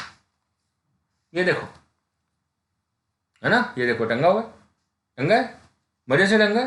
क्यों टंगा है, क्योंकि इसके अंदर, इस वायर में, इसमें टेंशन है, टेंशन अंदर, तभी ये टंगा हुआ है ना। समझ आ रही है कि नहीं आ रही है, देखो इसका हवा में लेविटेट कर रहा है। क्या कर रहा है, हवा में लेविटेट कर रहा है, आराम से आराम से। क्यों, रीजन अंडरस्टूड है बेटा। व्हाट इज हैपनिंग कि नीचे जो वेट है उसको इस स्ट्रिंग की जो टेंशन है वो रोक रही है। पकड़ा हुआ ना मैंने इसको डायग्राम में, से देखो टेंशन होल्ड करी हुई। सो टेंशन कहाँ लग रही है, वायर में लग रही है, क्योंकि वायर क्या है, टॉट है, लूज नहीं है, स्लैक नहीं है, टॉट है। सो अंडरस्टूड है, राइट। सो अब क्या है, इस बात को हमें आगे बढ़ाना है, आगे बढ़ाते हैं इसको, इस मुद्दे को आगे बढ़ाते हैं। अच्छा, एक बात मैंने ना आपको समझानी थी, बहुत बढ़िया चीज़ है, इससे एक्सेलेंट है। देखो ये वायर है और ये एम है, ठीक। अब इस पॉइंट पर टेंशन, ये 1 पॉइंट है, ये सेकंड पॉइंट है। अब क्या, is the T1 equal to T2, is T1 less than T2, is the T1 more than T2, and can not comment. क्या बोले, हम कमेंट नहीं कर पाएंगे। क्यों नहीं कर पाएंगे भाई, ये क्या बात हुई, हम कमेंट क्यों नहीं कर पाएंगे, क्यों नहीं कर पाएंगे, क्योंकि हमें बताया नहीं कि वायर मासलेस है कि नहीं है। अगर वायर में मास हुआ तो बातें बदल जाएंगी, और अगर वायर में मास नहीं हुआ तो बातें नहीं बदलेंगी। अब ये कैसे समझते हैं, तो हमने क्या करा, 2 ब्लॉक्स ले लिया, 1 and 2, ठीक, 2 ब्लॉक्स है। इसका मास है m1 और इसका मास कितना है m2, simple, m1 and m2। अभी 2 अलग अलग स्ट्रिंग्स होगी, string number 1 and string number 2, colour बदल दो। स्ट्रिंग नंबर 1 ऊपर वाली और नीचे स्ट्रिंग नंबर 2, 2 अलग अलग स्ट्रिंग्स हैं। दोनों में टेंशन है क्योंकि दोनों खींचनी है। तो नीचे वाले में जितनी टेंशन है उसको मैं T1 लिख देता हूँ, T1 पेयर में आएंगे, और ऊपर वाली जो दोनों वो टेंशन है पेयर में आती है ना, तो उसको मैं T2 लिख देता हूँ। अब मैं क्या करता हूँ, फ्री बॉडी बनाता हूँ। कैसे बनाऊँ, हिस्से बांट देता हूँ। देखो ऐसे, ये अलग हो गया। ये फ्री बॉडी किसकी आएगी, m1 की, और ये किसकी, ये m2 की, ये m2 की फ्री बॉडी हो जाएगी। अलग अलग करके बना लो। पहले m1 की, तो m1 की जो फ्री बॉडी है उसके ऊपर फोर्सेस देखो कौन कौन सी है। एक तो वेट लगेगा, बोनस है, हमेशा लगेगा, ग्रेविटी है हालांकि आपकी स्पेस वेस में पहुंच जाए तब ग्रेविटी लग नहीं रही हो किसी की भी, पर अभी तो लग रही है, हम तो अर्थ के ऊपर है। सो m1 इंटू जी नीचे लग रही है और T1 ऊपर लग रही है, इसके ऊपर देखना है सिर्फ आपने, इसके ऊपर। ये इसकी फ्री बॉडी है, वेट लग रहा है इसका नीचे, ये इसकी फ्री बॉडी कंप्लीट होगी कंप्लीट इसकी, बिल्कुल सही। अब किसके बनाते हैं, m2 के बनाते हैं। पहले इसकी इक्वेशन लिख लो, ये स्टैटिक है कि नहीं, m1 बिल्कुल है। सो T1 की वैल्यू m1g के बराबर हो जाएगी, ऊपर वाली फोर्स नीचे वाली फोर्स को बैलेंस कर जाएगी। अब मुद्दा किसका आता है, T2 का, ना m2 का। तो ये इसके ऊपर फोर्सेस हैं, कौन सी फोर्सेस है, दो फोर्स है। कौन सी फोर्स देखनी होती है, जो उसके ऊपर लग रही है। m2 के ऊपर दो फोर्स लग रही है, एक कौन सी लग रही है, T1, वो कौन लगा रहा है, नीचे वाला ब्लॉक m1। जैसे मैंने बोला था ना कि एक कंपार्टमेंट है, तो उसके पीछे वाला और उसके आगे वाले दोनों उसके साथ कनेक्टेड है। तो ये जो m2 है उसके ऊपर नीचे कनेक्शन है, m1 के बस ऊपर कनेक्शन है, नीचे नहीं है। एक तरीके से है, नीचे ग्रेविटी पुल कर रही है। तो m2 पे m1 जो नीचे है वो फोर्स क्या लगा रहा है, T1, और ऊपर वाली जो छत है, जो सीलिंग है, जो सपोर्ट है, वो क्या फोर्स लगा रही है, T2। So we are check the forces on it, और ग्रेविटी तो लगेगी, एक्शन फ्रॉम द डिस्टेंस, दूर से लग रही है, तो वेट तो लगेगा ही उसका नीचे की तरफ, कितना, m2g। और फिर ये स्टैटिक हो गया, तीन फोर्स आ गई इसके ऊपर। कौन सी, ग्रेविटी बोनस है, वो तो हमेशा लगी रही है नीचे अर्थ के सेंटर की तरफ, ठीक, अर्थ का सेंटर नीचे ही है हमारे। और m1 जो उसके ऊपर फोर्स लगा रहा है, कहां लगा रहा है, नीचे की तरफ। T1 का पेयर दिख गया ना आपको, T1 का पेयर दिखे, समझ में आएगी नहीं है। T1 के पेयर देखो, ये वाला पेयर और ये वाला पेयर अलग अलग ऑब्जेक्ट्स पे लगते हैं, A and R, action reaction always acts in the on the different objects. कभी कभी एक दूसरे को कैंसिल नहीं करते, सिस्टम के लिए कैंसिल हो जाएंगे, दोनों को मिला दो, फिर T1 नहीं दिखेगा आपको बाहर से। फ्री बॉडी डायग्राम बना के अनदेखा दिखता है, क्या दिखता है, अनदेखा दिखता है। T1 बाहर से नहीं दिखती, पर अलग अलग बनाई, फ्री बॉडी बनाई। ये फ्री बॉडी किसकी है, this is the free body of m1, ये क्या है, फ्री बॉडी ऑफ m2। फिर आपको दिखने लगी T1 एंड T2 अलग अलग पेयर में, अलोंग द स्ट्रिंग लगती है। कब आती है, जब स्ट्रेच होता है, सारी बातें ठीक हो रही हैं। और अब क्या हुआ, अब ये स्टैटिक हो गया। स्टैटिक हो गया मतलब ऊपर वाली फोर्स नीचे वाले को बैलेंस करेगी। सो T1 प्लस m2g आ गया। नीचे फोर्स कितनी है, नीचे है सर T1 प्लस m2g, और ऊपर कितनी है, T2, बैलेंस हो गई, ऊपर वाली नीचे वाले को बैलेंस करेगी। क्या हुआ, इससे क्या फायदा हुआ, देखो T1 की वैल्यू अपने को पहले है, कितना है, m1 इंटू जी, प्लेस करो यहां पे। तो जैसे ही हमने प्लेस करा हमारी आंखें खुल गई, पहले खुली हुई थी सर। T1 कितना हो गया, m1 इंटू जी, प्लस क्या है, प्लस m2 इंटू जी। अब थोड़ी आंखें और खुली, m1 प्लस m2 इंटू जी, ये आ गया। ए बढ़िया, ए बिल्कुल बढ़िया। क्या बढ़िया भाई, इसके अंदर समझ नहीं आ रही क्या बढ़िया।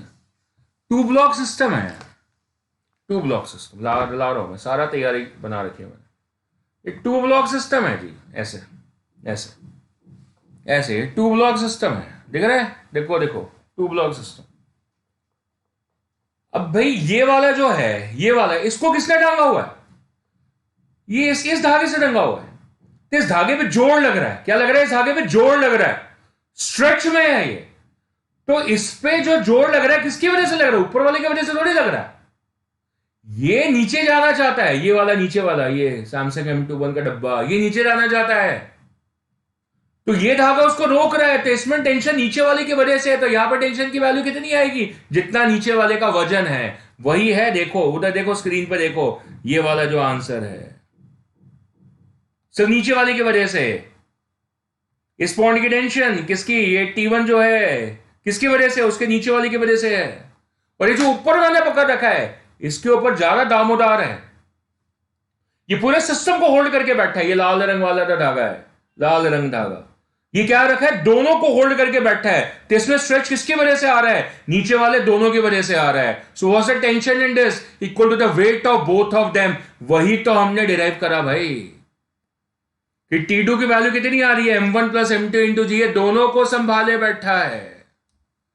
तो क्या सीखा आपने, जैसे जैसे ऊपर की तरफ जाएंगे टेंशन की वैल्यू क्या कर रही है, इंक्रीज कर रही है। ये बड़ा सोखा हो गया आर्टिकल मेरा, क्या सोखा हो गया। वैल्यू लेते हैं, ये 10 किलो और ये 5 किलो, ये टेंशन कितनी है T1, और ये टेंशन कितनी है T2। अब क्या हुआ, आपसे पूछा T1 की वैल्यू निकालो, मैंने कहा धत्त देखो नीचे, उसके नीचे देखा 10 किलो का मास है, किसके नीचे, T1 के नीचे, इसके नीचे से 10 किलो का मास था। सो mg, तो 10 इंटू जी कितना, 9.8। सो T1 कितना हो गया, 98 न्यूटन आ गया। फिर उससे पूछा कि T2 की वैल्यू निकालो, तो मैंने कहा यार देखो T2 के नीचे कितना है? तो T2 के नीचे पूरा वेट है कितना? 5 किलो यहां से, 10 किलो यहां से। सो T2 दोनों को संभाले बैठा है। सो T2 की वैल्यू कैसे आएगी? 10 + 5 टोटल मास नीचे इंटू जी 9.8, और दैट इज 15 इंटू 9.8। करो यार मल्टीप्लाई इसको, 15 8 120 होता है, 15 9 135, 135 और 12 147, 147 न्यूटन हो गया। टेंशन बढ़ गई, ऊपर बड़े टेंशन क्या करेगी? बढ़ गई। So as you move up the string the tension increases, the tension will increase.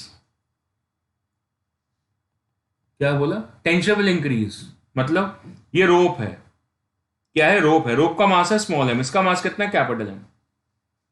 तो मुझसे पूछा भाई ये बता इस पॉइंट पे, ए पॉइंट पे टेंशन कितनी है? मैंने कहा एल, टेंशन एट ए, उसके नीचे जितना मास है कैपिटल एम इंटू जी, खत्म। अच्छा बेटा बी पे बता, बी क्या है? Mid point of the string. अब मिड पॉइंट के नीचे कितना मास है? एक तो स्ट्रिंग का आधा मास आ गया, तो टेंशन एट बी कितना हो गया? उसके नीचे जितना मास है m/2 स्ट्रिंग का आधा मास, एंड प्लस कैपिटल एम जो नीचे लगा हुआ था, है ना। इस पॉइंट पे जितनी टेंशन आ रही है टीबी, तो ये जो स्ट्रिंग का जितना मास है आधा m/2 वो आ गया एक तो, और नीचे जो ब्लॉक टंगा हुआ है उसका m। तो कुल मिला के कितना हो गया? m/2 + m इंटू जी। बढ़ गई टेंशन, बिल्कुल सही है। टीबी की वैल्यू टीए से ज्यादा आ गई। अब कहां पहुंच गए? यहां पहुंच गए। क्या? सी पॉइंट, सस्पेंशन पॉइंट, सबसे ऊपर वाला जहां से सारा मामला टंगा हुआ है, वही सबसे स्ट्रांग होना चाहिए। क्यों? क्योंकि वहां पे टेंशन सबसे ज्यादा होती है। अब इस पॉइंट के, सी पॉइंट के नीचे देखो, तो सी पॉइंट ने सबको संभाल रखा है भाई, सबको संभाल रखा है। इस पूरे का मास कितना है? स्मॉल एम है। इसका मास कितना है? कैपिटल एम है। और ये क्या कर रहा है भाई? ऊपर की तरफ फोर्स लगा रहा है, सारे को संभाले बैठा है। So what's the value for the tension at C? That is small m plus capital m into g. So इस पॉइंट पे टेंशन सबसे ज्यादा है, मैक्सिमम आ रही है, और टेंशन क्या कर रही है? इस डायरेक्शन में इंक्रीज कर रही है। The tension is increasing. समझ आई? क्या कर रही है? इंक्रीज कर रही है। So is increasing in that direction. मजेदार है, समझ में आ रही है। तो भाई मेरे क्या है, अब मैं लाता हूं एक आइडियल स्ट्रिंग। क्या लाया? Ideal string. तो मैं एक आइडियल स्ट्रिंग ले आया, यहां पे मास कितना है? कैपिटल एम है, और ऊपर चलने लगा। इस पॉइंट की टेंशन, इस पॉइंट की टेंशन, मास ही नहीं है, मास ही नहीं है स्ट्रिंग में। It's a massless string. मतलब इसका जो मास है वो जो नीचे जो कैपिटल एम टांगा हुआ है उसके सामने नेग्लिजिबल है। मान लो नीचे वाला 10 किलो का, ये वाली 1 ग्राम की है, वो मास ही नहीं है उसका। It's a massless string. Comparative mass कितना है? 0। तो क्या होगा? बट चाहे आप 1 पे थे, चाहे 2 पे थे, चाहे 3 पे थे, चाहे इस पे थे, क्या हो रहा है? कोई फर्क तो पड़ नहीं रहा। 1 के नीचे भी उतना ही मास है, 2 के नीचे भी उतना ही मास है, 3 के नीचे भी उतना ही मास आ रहा है ना, क्योंकि स्ट्रिंग तो मासलेस है। अच्छा, ऊपर वाली रोप मासलेस नहीं थी, तो ये जनरल लैंग्वेज होती है रोप और स्ट्रिंग में। तो मोस्टली जब भी क्वेश्चन में देखोगे रोप लिखा होगा, इसका मतलब उसका मास होगा जनरली। क्वेश्चन मिसयूज भी कर सकते हैं, बट जनरली बोल रहा हूं, सुना करो।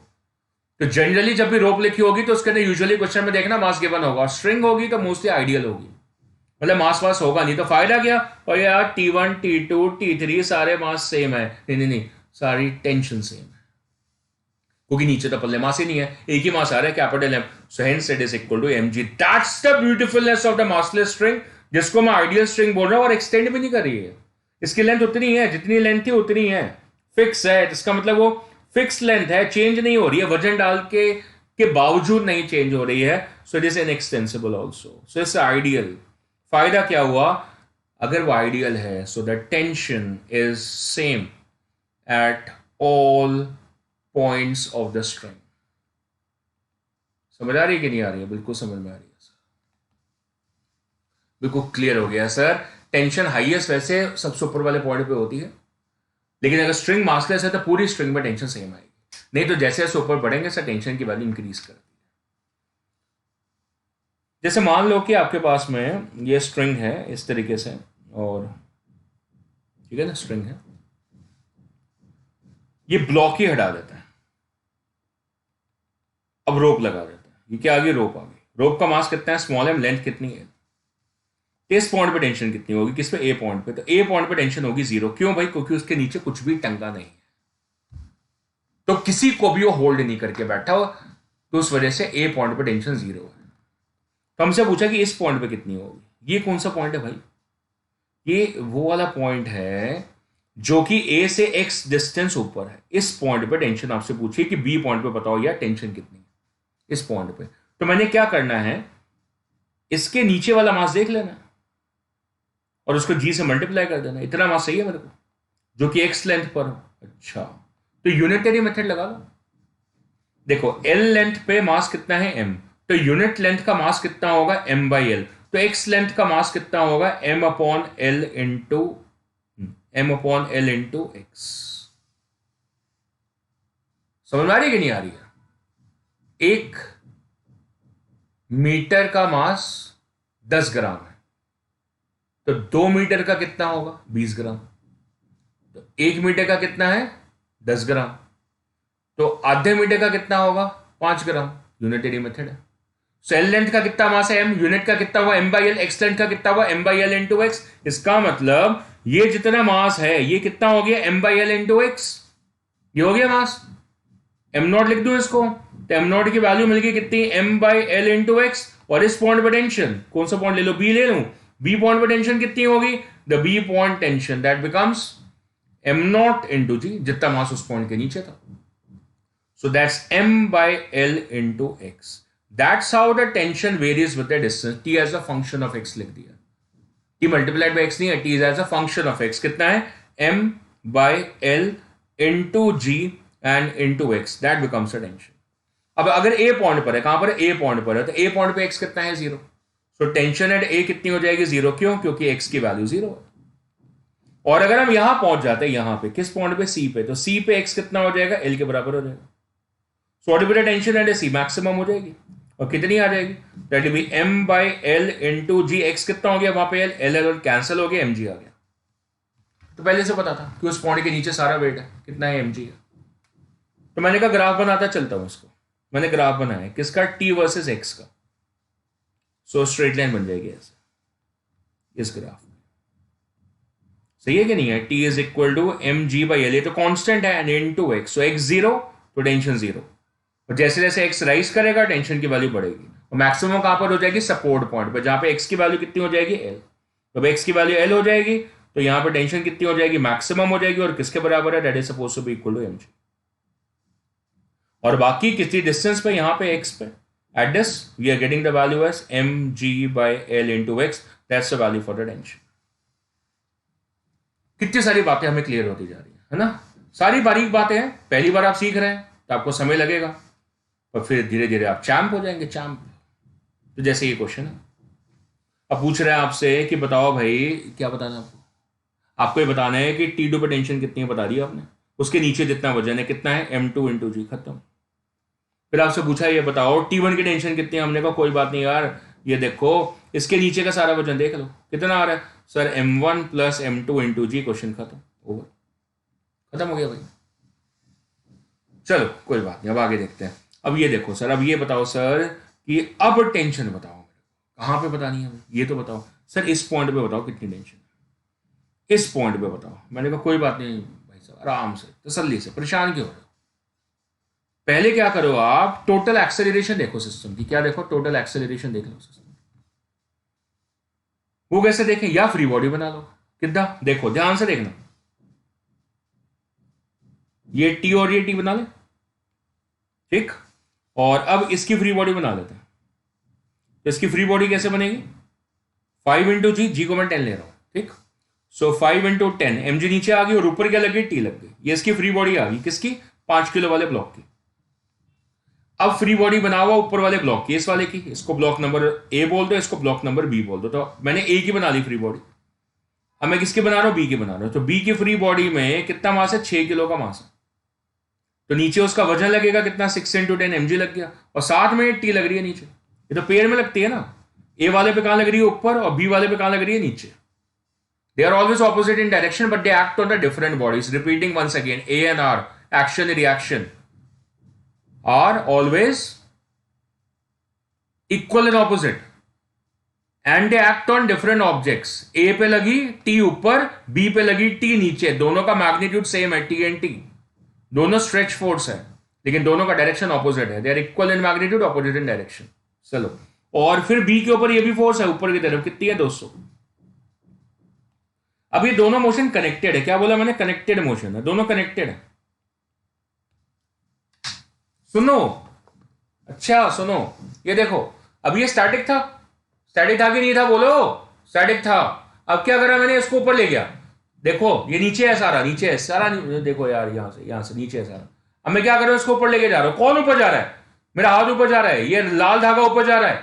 और इसके नीचे इसके नीचे क्या हो रहा है, ये डब्बा ऊपर जा रहा है। और फिर क्या हो रहा है, नीचे से ये भी भाई साहब ऊपर जा रहे हैं, सेम रेट से जा रहे हैं, सेम रेट से जा रहे हैं। समझ में आ रही है कि नहीं आ रही, सेम रेट से जा रहे हैं। ये लेंथ बिल्कुल सेम है, तो जितना डिस्टेंस ये वाला मूव करेगा ऊपर, उतना डिस्टेंस ये वाला मूव करेगा ऊपर। इसका मतलब दोनों का डिस्टेंस सेम है। डिस्टेंस कैसे आएगा, हाफ जी टी स्क्वायर, है ना।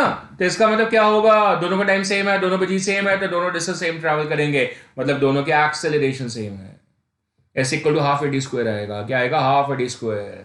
दोनों की एक्सेलरेशन सेम आएगी, तो ये भी सेम एक्सेलरेशन से ऊपर जाएगा और ये भी सेम एक्सेलरेशन से ऊपर जाएगा। इसको क्या बोलते हैं, कनेक्टेड मोशन। एक्सेलरेशन दोनों की फिलहाल सेम है। फ्यूचर में ऐसे भी केस आएंगे जब दोनों की एक्सेलरेशन अलग होगी, अलग अलग तरीकों से पुली बोली लगेगी तब।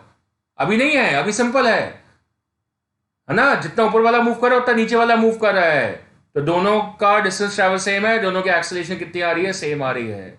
समझ आ गई बात, कनेक्टेड मोशन है। तो ये वाला भी ऊपर जा रहा है विद एन एक्सेलरेशन है, ये वाला भी ऊपर जा रहा है विद एन एक्सेलरेशन है, सिंपल। अब आपने क्या करना, थमते हैं सुनते हैं। अब हमने क्या करना, अब ये इक्विलिब्रियम में नहीं है। ये जो पुराना वाला क्वेश्चन था ये इक्विलिब्रियम में है, लिखो यहां पे this is an equilibrium. Equilibrium का मतलब क्या हुआ, नेट फोर्स जीरो होगी। लेकिन ये तो मोशन में है, मोशन में है तो आपने लगाना है न्यूटन सेकेंड लॉ।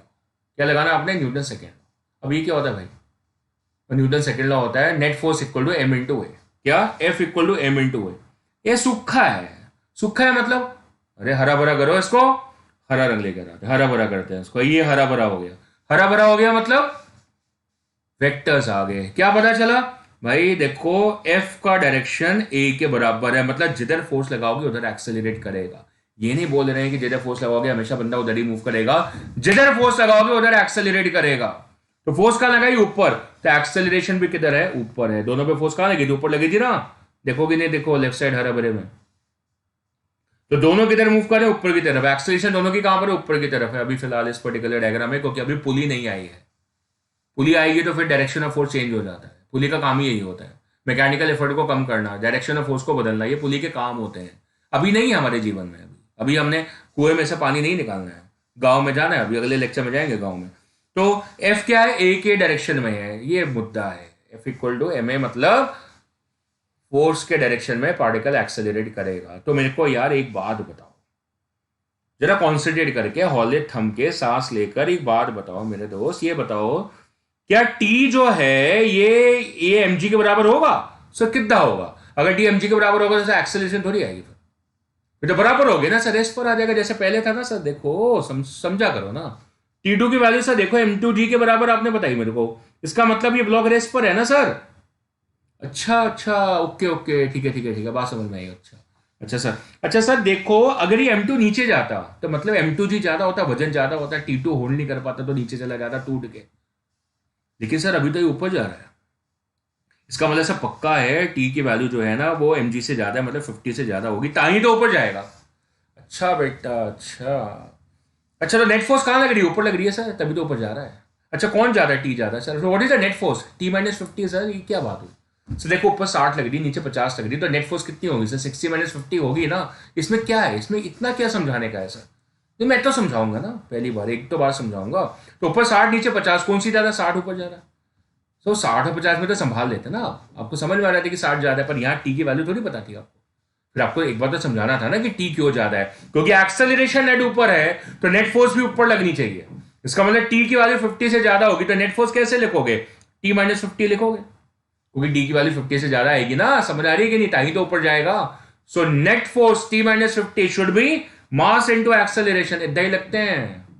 ये क्या होती है, net force equal to mass into acceleration. क्या फिनेस है ना बातों की, सोखा है, F equal to M A लिख दिया, सूखा दी सूखा। फिर हमने वेक्टर लगाया, फिर नेट फोर्स लगाई, अब समझ में आ रही है गल्ला, है ना कि नहीं। ऊपर 50 नीचे 50 बैलेंस होगी, अब थोड़ी ना मूव करेगा, ऊपर ज्यादा होगी ताही तो ऊपर मूव करे, नीचे ज्यादा होती नीचे आ रहा था, सिंपल है। तो अभी फिलहाल ऊपर जा रहा है, T minus 50 equal to m into a, that is 5 into a. किसकी क्वेश्चन आई, फ्री बॉडी इक्वेशन, क्या बोलते हैं इसको, फ्री बॉडी इक्वेशन। किसकी, ऑफ द ब्लॉक ए। किसकी आ गई, ऑफ द ब्लॉक ए आ गई। इसी प्रकार आपने क्या करनी है, free body equation of the block B लिखनी है। बी कहां जा रहा है, ऊपर जा रहा है, तो 100% है माय डियर कि ऊपर वाली फोर्स जो होगी वो नीचे वाली दोनों फोर्स को मिला के ज्यादा होगी। ठीक है ना, तो उसकी इक्वेशन क्या बनेगी, बनाते हैं। What is a free body equation of B. So free body equation, free body diagram नहीं, डायग्राम तो बन गया। Free body equation of B, बताओ भाई क्या बनी free body equation. Free body equation of B is suppose to be 200 ऊपर की तरफ minus of 60 minus of T, ऊपर वाली फोर्स में से नीचे वाली दोनों फोर्सेस माइनस करें, is equal to mass into acceleration, so 6 into ए। ये आपकी इक्वेशंस बन गई। सिंपल तरीका हो गया, दो इक्वेशन दो वेरिएबल्स आ गए। कितनी आ गई, दो इक्वेशन दो वेरिएबल्स आ गए। अब इन दोनों को सॉल्व करो, दो वेरिएबल्स हैं, टी एन ए, दोनों सॉल्व हो जाएंगे, खत्म क्वेश्चन। फिर आप देखो, करें फिर करो। 200 माइनस 60 कितना हो गया, 140। 140 माइनस सी कितना हो गया, 6 इंटू ए। अब इन दोनों को ऐड कर लें, टी एन टी कैंसिल हो गया, 140 माइनस 50 आ गया, is equal to 6 plus 5 11, 11 into a आ गया। 140 माइनस 50 कितना होता है, 90, 90 इक्वल टू 11 इंटू ए हो गया। ए की वैल्यू कितनी आ गई, 90/11 आ गई। सो 11 8 88 कितना, 11 8 88, 2 कैरिड, 11 2 22, 8.2 के आसपास आ गई, 8.2 metre per second square approximate value आ गई। और अब आपसे क्या पूछी थी कि टेंशन बताओ, अब टेंशन बता दो, you tell the tension. So what is the value for the tension? The value for the tension will be equal to, the value for the tension will be equal to किससे आएगी, किसी भी equation में डाल दो। तो पहली वाली इक्वेशन में डाल देते हैं। So let T is equal to 50 plus 5 into A. So that will be 50 plus 5 into 8.2. So that's 50 plus 5 दूनी 10, 5 8 40, 41. So that makes us the value as equal to 91 newtons is the value for the tension over there. यह answer कब है, पूरा question आपको दोबारा बना के दिखाता हूं। यह आंसर तब है जब ये जो स्ट्रिंग है इसको मैंने मासलेस करके सॉल्व करा है। क्या करा है, मासलेस करके सॉल्व करा है। यहां ब्लॉक है, यहां ब्लॉक है, दोनों में मासेस है, स्ट्रिंग को मासलेस लिया है। ये कितना था, 5 kg ब्लॉक, ये कितना था, 6 kg ब्लॉक। तो फिर ये आंसर आपका है 91 न्यूटन। लेकिन अगर स्ट्रिंग में मास आ जाएगा तो क्वेश्चन फिर से बदल जाएगा। क्या होगा, बदल जाएगा। देखें, तो एक्चुअल क्वेश्चन जो है उसमें स्ट्रिंग में मास भी है। तो दो क्वेश्चन में एक साथ करा रहा हूं। अब स्ट्रिंग में मास कितना था, 4 kg। This is the mass of the string, कितना है, 4 kg। और मुझे बोला कि बिल्कुल सेंटर पे टेंशन निकालो। तो अब मेरा जो क्वेश्चन है वो किस तरीके से बदलेगा, इस पॉइंट पे, तो इस पर्टिकुलर पॉइंट पे। तो ये बेसिकली स्प्लिटिंग अप हो गई। अब मुझे क्वेश्चन को आसानी से कराना है आपको, नहीं तो इसके अंदर तो बड़े सारे ब्लॉक्स हो जाएंगे, इसके नीचे वाला भी एक और ब्लॉक हो जाएगा। तो मैं क्या करता हूं, इसको एक मान लेता हूं और इसको दूसरा मान लेता हूं। सो हो जाएगा, नहीं हो जाएगा, बिल्कुल हो जाएगा। तो मेरे हिसाब से अब क्या हो गया, इसका ये पूरा 4 किलो की स्ट्रिंग है, तो ये कितनी की होगी, 2 किलो की, और ये कितने की होगी, 2 किलो की। तो इसका मतलब मैं इसको ऐसे बना लेता हूं, ये एक पूरा मास हो गया कितने का, 6 और 2 kg, कितना हो गया, 8 kg। और ये हो गया नीचे वाला जो पार्ट है, ये कितना हो गया, दैट बिकम्स 5 + 2 kg, कितना हो गया, 7 kg हो गया। बस खत्म, ठीक है ना। और अब मुझे इस पर्टिकुलर पॉइंट पे टेंशन निकालनी है। अब बाकी क्वेश्चन आप सेम तरीके से कर सकते हो। ऊपर फोर्स कितनी लग रही थी, 200। ठीक, चलो अब सॉल्व कर लो। अब सॉल्व कर लें तो 7 kg वाले पे, तो जो 7 kg वाला है उसके ऊपर नीचे की तरफ फोर्स कितनी है, 7 × 10 70 होगी। ऊपर टेंशन टी लग रही है, डेफिनेटली ऊपर जा रहा है, वजन एक्सेलरेशन है। इसका मतलब टी की वैल्यू डेफिनेटली 70 से ज्यादा होगी। तो इसकी इक्वेशन क्या बनेगी ऊपर की तरफ, दैट इज टी माइनस 70 बनाओ, T minus 70 is equal to 7 × A, ऊपर की तरफ आ गई। और जो ऊपर वाला ब्लॉक है, जो 8 kg वाला ब्लॉक है, उसके ऊपर नीचे की तरफ फोर्स कितनी है, दैट इज 80 mg होगी, 80। और ये टी पेयर में नीचे, और ऊपर फोर्स कितनी है, 200। तो इसकी इक्वेशन क्या बन गई, अभी तो ऊपर जा रहा है सेम एक्सेलरेशन से, तो समझा चुका हूं आपको। दोनों की एक्सेलरेशन सेम है, दोनों कनेक्टेड है स्ट्रेट लाइन में। सुपर फोर्स कितनी होगी 200, नीचे कितनी है 80 प्लस टी, तो 200 में से इसको माइनस कर लिया, -80 minus of T is equal to mass into acceleration. Mass कितना है 8 इंटू ए, और आप इसमें से टी निकाल दो, वो उस पॉइंट की टेंशन आ जाएगी। तो मैंने दोनों क्वेश्चन करा के दिखा दिया आपको, आइडियल स्ट्रेंथ का और नॉन आइडियल स्ट्रेंथ का, दोनों तरीके से। इसमें टी कैंसिल हो गया, 200 माइनस 80 माइनस 70 150 हो गया, is equal to 8 plus 7 15, 15 into a आ गया। सो 200 माइनस 150 कितना हो गया 50, is equal to 15 into A. So acceleration कितनी आ गई, that is equal to 50 upon 15, 5 10 और 3 10 upon 3 metre per second square. फिर आप पहली वाली क्वेश्चन में डाल लो, टी की वैल्यू कैसे आ जाएगी 70 plus 7 into A. So that is equal to 70 plus 7 into 10 upon 3. That is 70 common, 1 plus 1 by 3, 4 by 3. 1 plus 1 by 3 कितना हो गया 4 by 3. So that is 280 by 3. So that's 3927 10 93.3 Newton. ये वैल्यू ऑफ द टेंशन आगे बढ़ गई। जब मैंने masters किया था तो आंसर कितना आ रहा था 91, और अब आंसर कितना आ रहा है 93.3। सो बारीक से बढ़ गई। ठीक है जी, क्लियर है, बात समझ में आ रही है? बिल्कुल आ रही है सर, समझ में। This is how the question are done. Sir कोई और तरीका तो यही है बेटा। अब आप थोड़ी क्विक कैलकुलेशन कर सकते हो, कैसे देखते हैं, दिखाता हूं, देखना ध्यान से क्विक कैलकुलेशन कैसे करें। ये कितना था 5 किलो, ये रोप कितनी थी 4 किलो, और ये कितना था 6 किलो, और ऊपर फोर्स कितनी थी 200। अब आप क्या करो, देखो क्विक करना ना आपको, क्विक करना, जो हैंग कर गया या क्विक के चक्कर में ही हैंग कर गया, ये चाह रहा है कि यार लेक्चर खत्म करें आज का, तो करते वही खत्म इसको, ये गायब ही हो गया। सो देखो हमने क्विक करना है, तो ये देखो इस पूरे का मास देखो, पूरे का मास देख लिया हमने कितना 6 4 10 5 15, तो ये पूरा एक ब्लॉक बन गया बेसिकली 15। ये जो पूरा एक ब्लॉक बन गया कितना 15 न्यूटन का, 15 न्यूटन का ब्लॉक बन गया। अरे हैंग कर गया, पूरा हैंग कर गया, बंद करना पड़ेगा, दोबारा एक बार ऑन करना पड़ेगा, कर रहा हूँ। तो नीचे आप तब तक कैलकुलेट कर सकते हो, ऊपर की तरफ फोर्स कितनी है 200, नीचे की तरफ कितनी होगी 6 प्लस 4, मेरे ख्याल से कुछ मेमोरी का पंगा हो गया है, रुक वो बंद हो गया है, ओपन नहीं हो रहा है। तो ऊपर की तरफ फोर्स कितनी है 200, अपने आप करो आप, ऊपर की तरफ फोर्स कितनी है 200, नीचे की तरफ फोर्स कितनी होगी 150, कितनी आ गई 150। 150 कैसे भाई, देखो नीचे मास कितना था 6 प्लस 4 प्लस 5, कितना हो गया 115 हो गया, 15 इंटू जी कितना हो गया 150।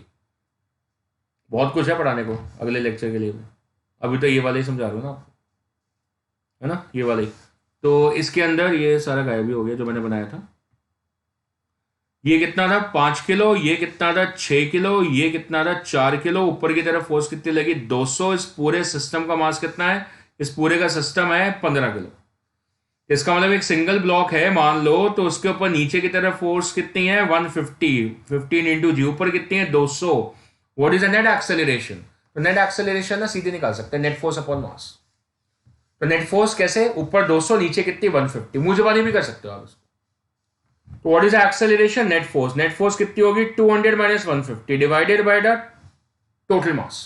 टोटल मास कितना है 6 प्लस 4 प्लस 5 15, कितना हो गया 50 अपॉन 15, कितना हो गया 10 बाई 3। फटाफट हो गया, बिल्कुल हो गया, इक्वेशन नहीं बनानी पड़ी। ये आंसर उतना ही आया, देखो अभी मैंने आंसर निकाला था 10 बाई 3, उतना ही आया आंसर, सीधा आ गया, नेट फोर्स अपॉन नेट मास आ गया। अब खत्म क्वेश्चन भाई। अब इस पर्टिकुलर पॉइंट पर टेंशन निकाले, तो उसके पीछे देख लो, इसके पीछे कितना मास है, तो इसके पीछे कितना मास है देख लिया था ना हमने, कितना 7 किलो आ गया इस पॉइंट के नीचे। तो कितनों को लेकर बैठे हैं 7 किलो को, 2 किलो इधर और 5 किलो ये, कितना 7 kg। नीचे वेट कितना हो गया 70, ये टेंशन टी, और ये कहां जा रहा है ऊपर जा रहा है, तो इसकी क्वेश्चन बना ले, खत्म करो, कहानी कंपैरेटिवली छोटा हो गया क्वेश्चन। कितना हो गया t माइनस 70, भाई ऊपर जा रहा है तो t की वैल्यू नीचे वेट से ज्यादा होगी ना, तो t माइनस 70 कितना हो गया, दैट इज 7 इंटू ए, खत्म। ए कितना था 10 बाई 3, सो डी की वैल्यू कितनी होगी 70 into 1 plus 1 by 3, same answer आ रहा है 70 into 4 by 3 newton, 280 by 3 newton, same answer आ रहा है। किसी भी पॉइंट का निकाल सकते हो भाई, इस पॉइंट का निकालने को बोला जाए, इस पॉइंट का तो निकाल सकते हैं, इस पॉइंट का बिल्कुल निकाल सकते हो। उसके नीचे का मास देख लो, उसके नीचे का मास कितना है, 5 + 4 कितना 9 kg हो जाएगा। फिर इस पॉइंट को ले लो, पी पॉइंट को, पी पॉइंट के निकालने को बोला जाए तो पी पॉइंट के नीचे मास ले लो, कितना आ गया, तो पी पॉइंट के नीचे कुल मिला के मास आ गया 5 और 4, ये सारा मास आ गया, ये वाला, ये कंप्लीट मास पी पॉइंट के नीचे 5 और 4 किलो, 9 किलो हो गया, तो 9 kg हो गया, बस खत्म। एक्सेलरेशन तो एक ही बार निकली है ना, कॉमन एक्सेलरेशन है पूरे सिस्टम की। तो इस पॉइंट की टेंशन कितनी होगी, पी पॉइंट की, कहां जा रहे हैं, ऊपर ही जा रहा है ना पूरा सिस्टम, कितने एक्सेलरेशन से, ए से। नीचे वेट कितना है, 90, इक्वेशन क्या बनेगी, TP minus 90 as equal to 9 into ए। सो टीपी कितना हो गया, दैट बिकम्स 90 + 9 इंटू ए कितना था, 10/3, so that is 90 into 4/3 simple. तो कितना हो गया, 120 न्यूटन आ गया, 120 न्यूटन आ गया। पता ही था कि ऊपर जाते जाते टेंशन बढ़ेगी, इस पॉइंट पे कितनी हो जाएगी, मैक्सिमम 200 हो जाएगी जैसे जैसे वजन बढ़ा। आई बात समझ में। सो ऊपर जाते समय टेंशन की वैल्यू क्या करिए, इंक्रीज। क्या करते हैं हम, उसके पीछे का मास देख लेते हैं, पीछे का मास देख लेते हैं, फिर सॉल्व करते हैं उसको। तो काफी सारी बातें हैं जो आगे भी करनी है। हमने टेंशन आर्टिकल शुरू कर लिया, बहुत एप्लीकेशंस है, पुलिस भी आनी है। Pulleys are always a part of the strings, जिसकी वजह से मैकेनिकल एफर्ट्स हम कम कर लेते हैं, है ना। हार्नेसिंग में भी हम हुक्स लगाते हैं, पुलिस यूज करते हैं, मशीनरीज में यूज करते हैं, फैक्ट्रीज में बड़ी बड़ी मशीन्स होती है जिससे पुलिस यूज करी जाती है मैकेनिकल एफर्ट को कम करने के लिए। कुएं से पानी निकालने में तो यूज होता ही है, मतलब गांव गांव में टेक्निक यूज हो रही है, तो फैक्ट्री में तो यूज होनी है ना। तो all this ideas are going to be discuss in the next lecture of course. आज का लेक्चर हमारा पूरा का पूरा फोकस्ड आउट था on the article of the tension, to introduce the tension. As we have started with the couple of the numericals right now, next lecture में और practice questions आएंगे and you will learn a lot about the tension. And धीरे धीरे police भी साथ ही में आ जाएंगे next lecture के अंदर ही, विल प्रोग्रेस टू दैट। उसके बाद हमारा नेक्स्ट पड़ाव होगा, that will be for the compression force, the normal forces. So keep on watching the lectures. आज के लिए साइन ऑफ करते हैं, मिलते रहेंगे नेक्स्ट लेक्चर में। Keep on watching my videos, bye.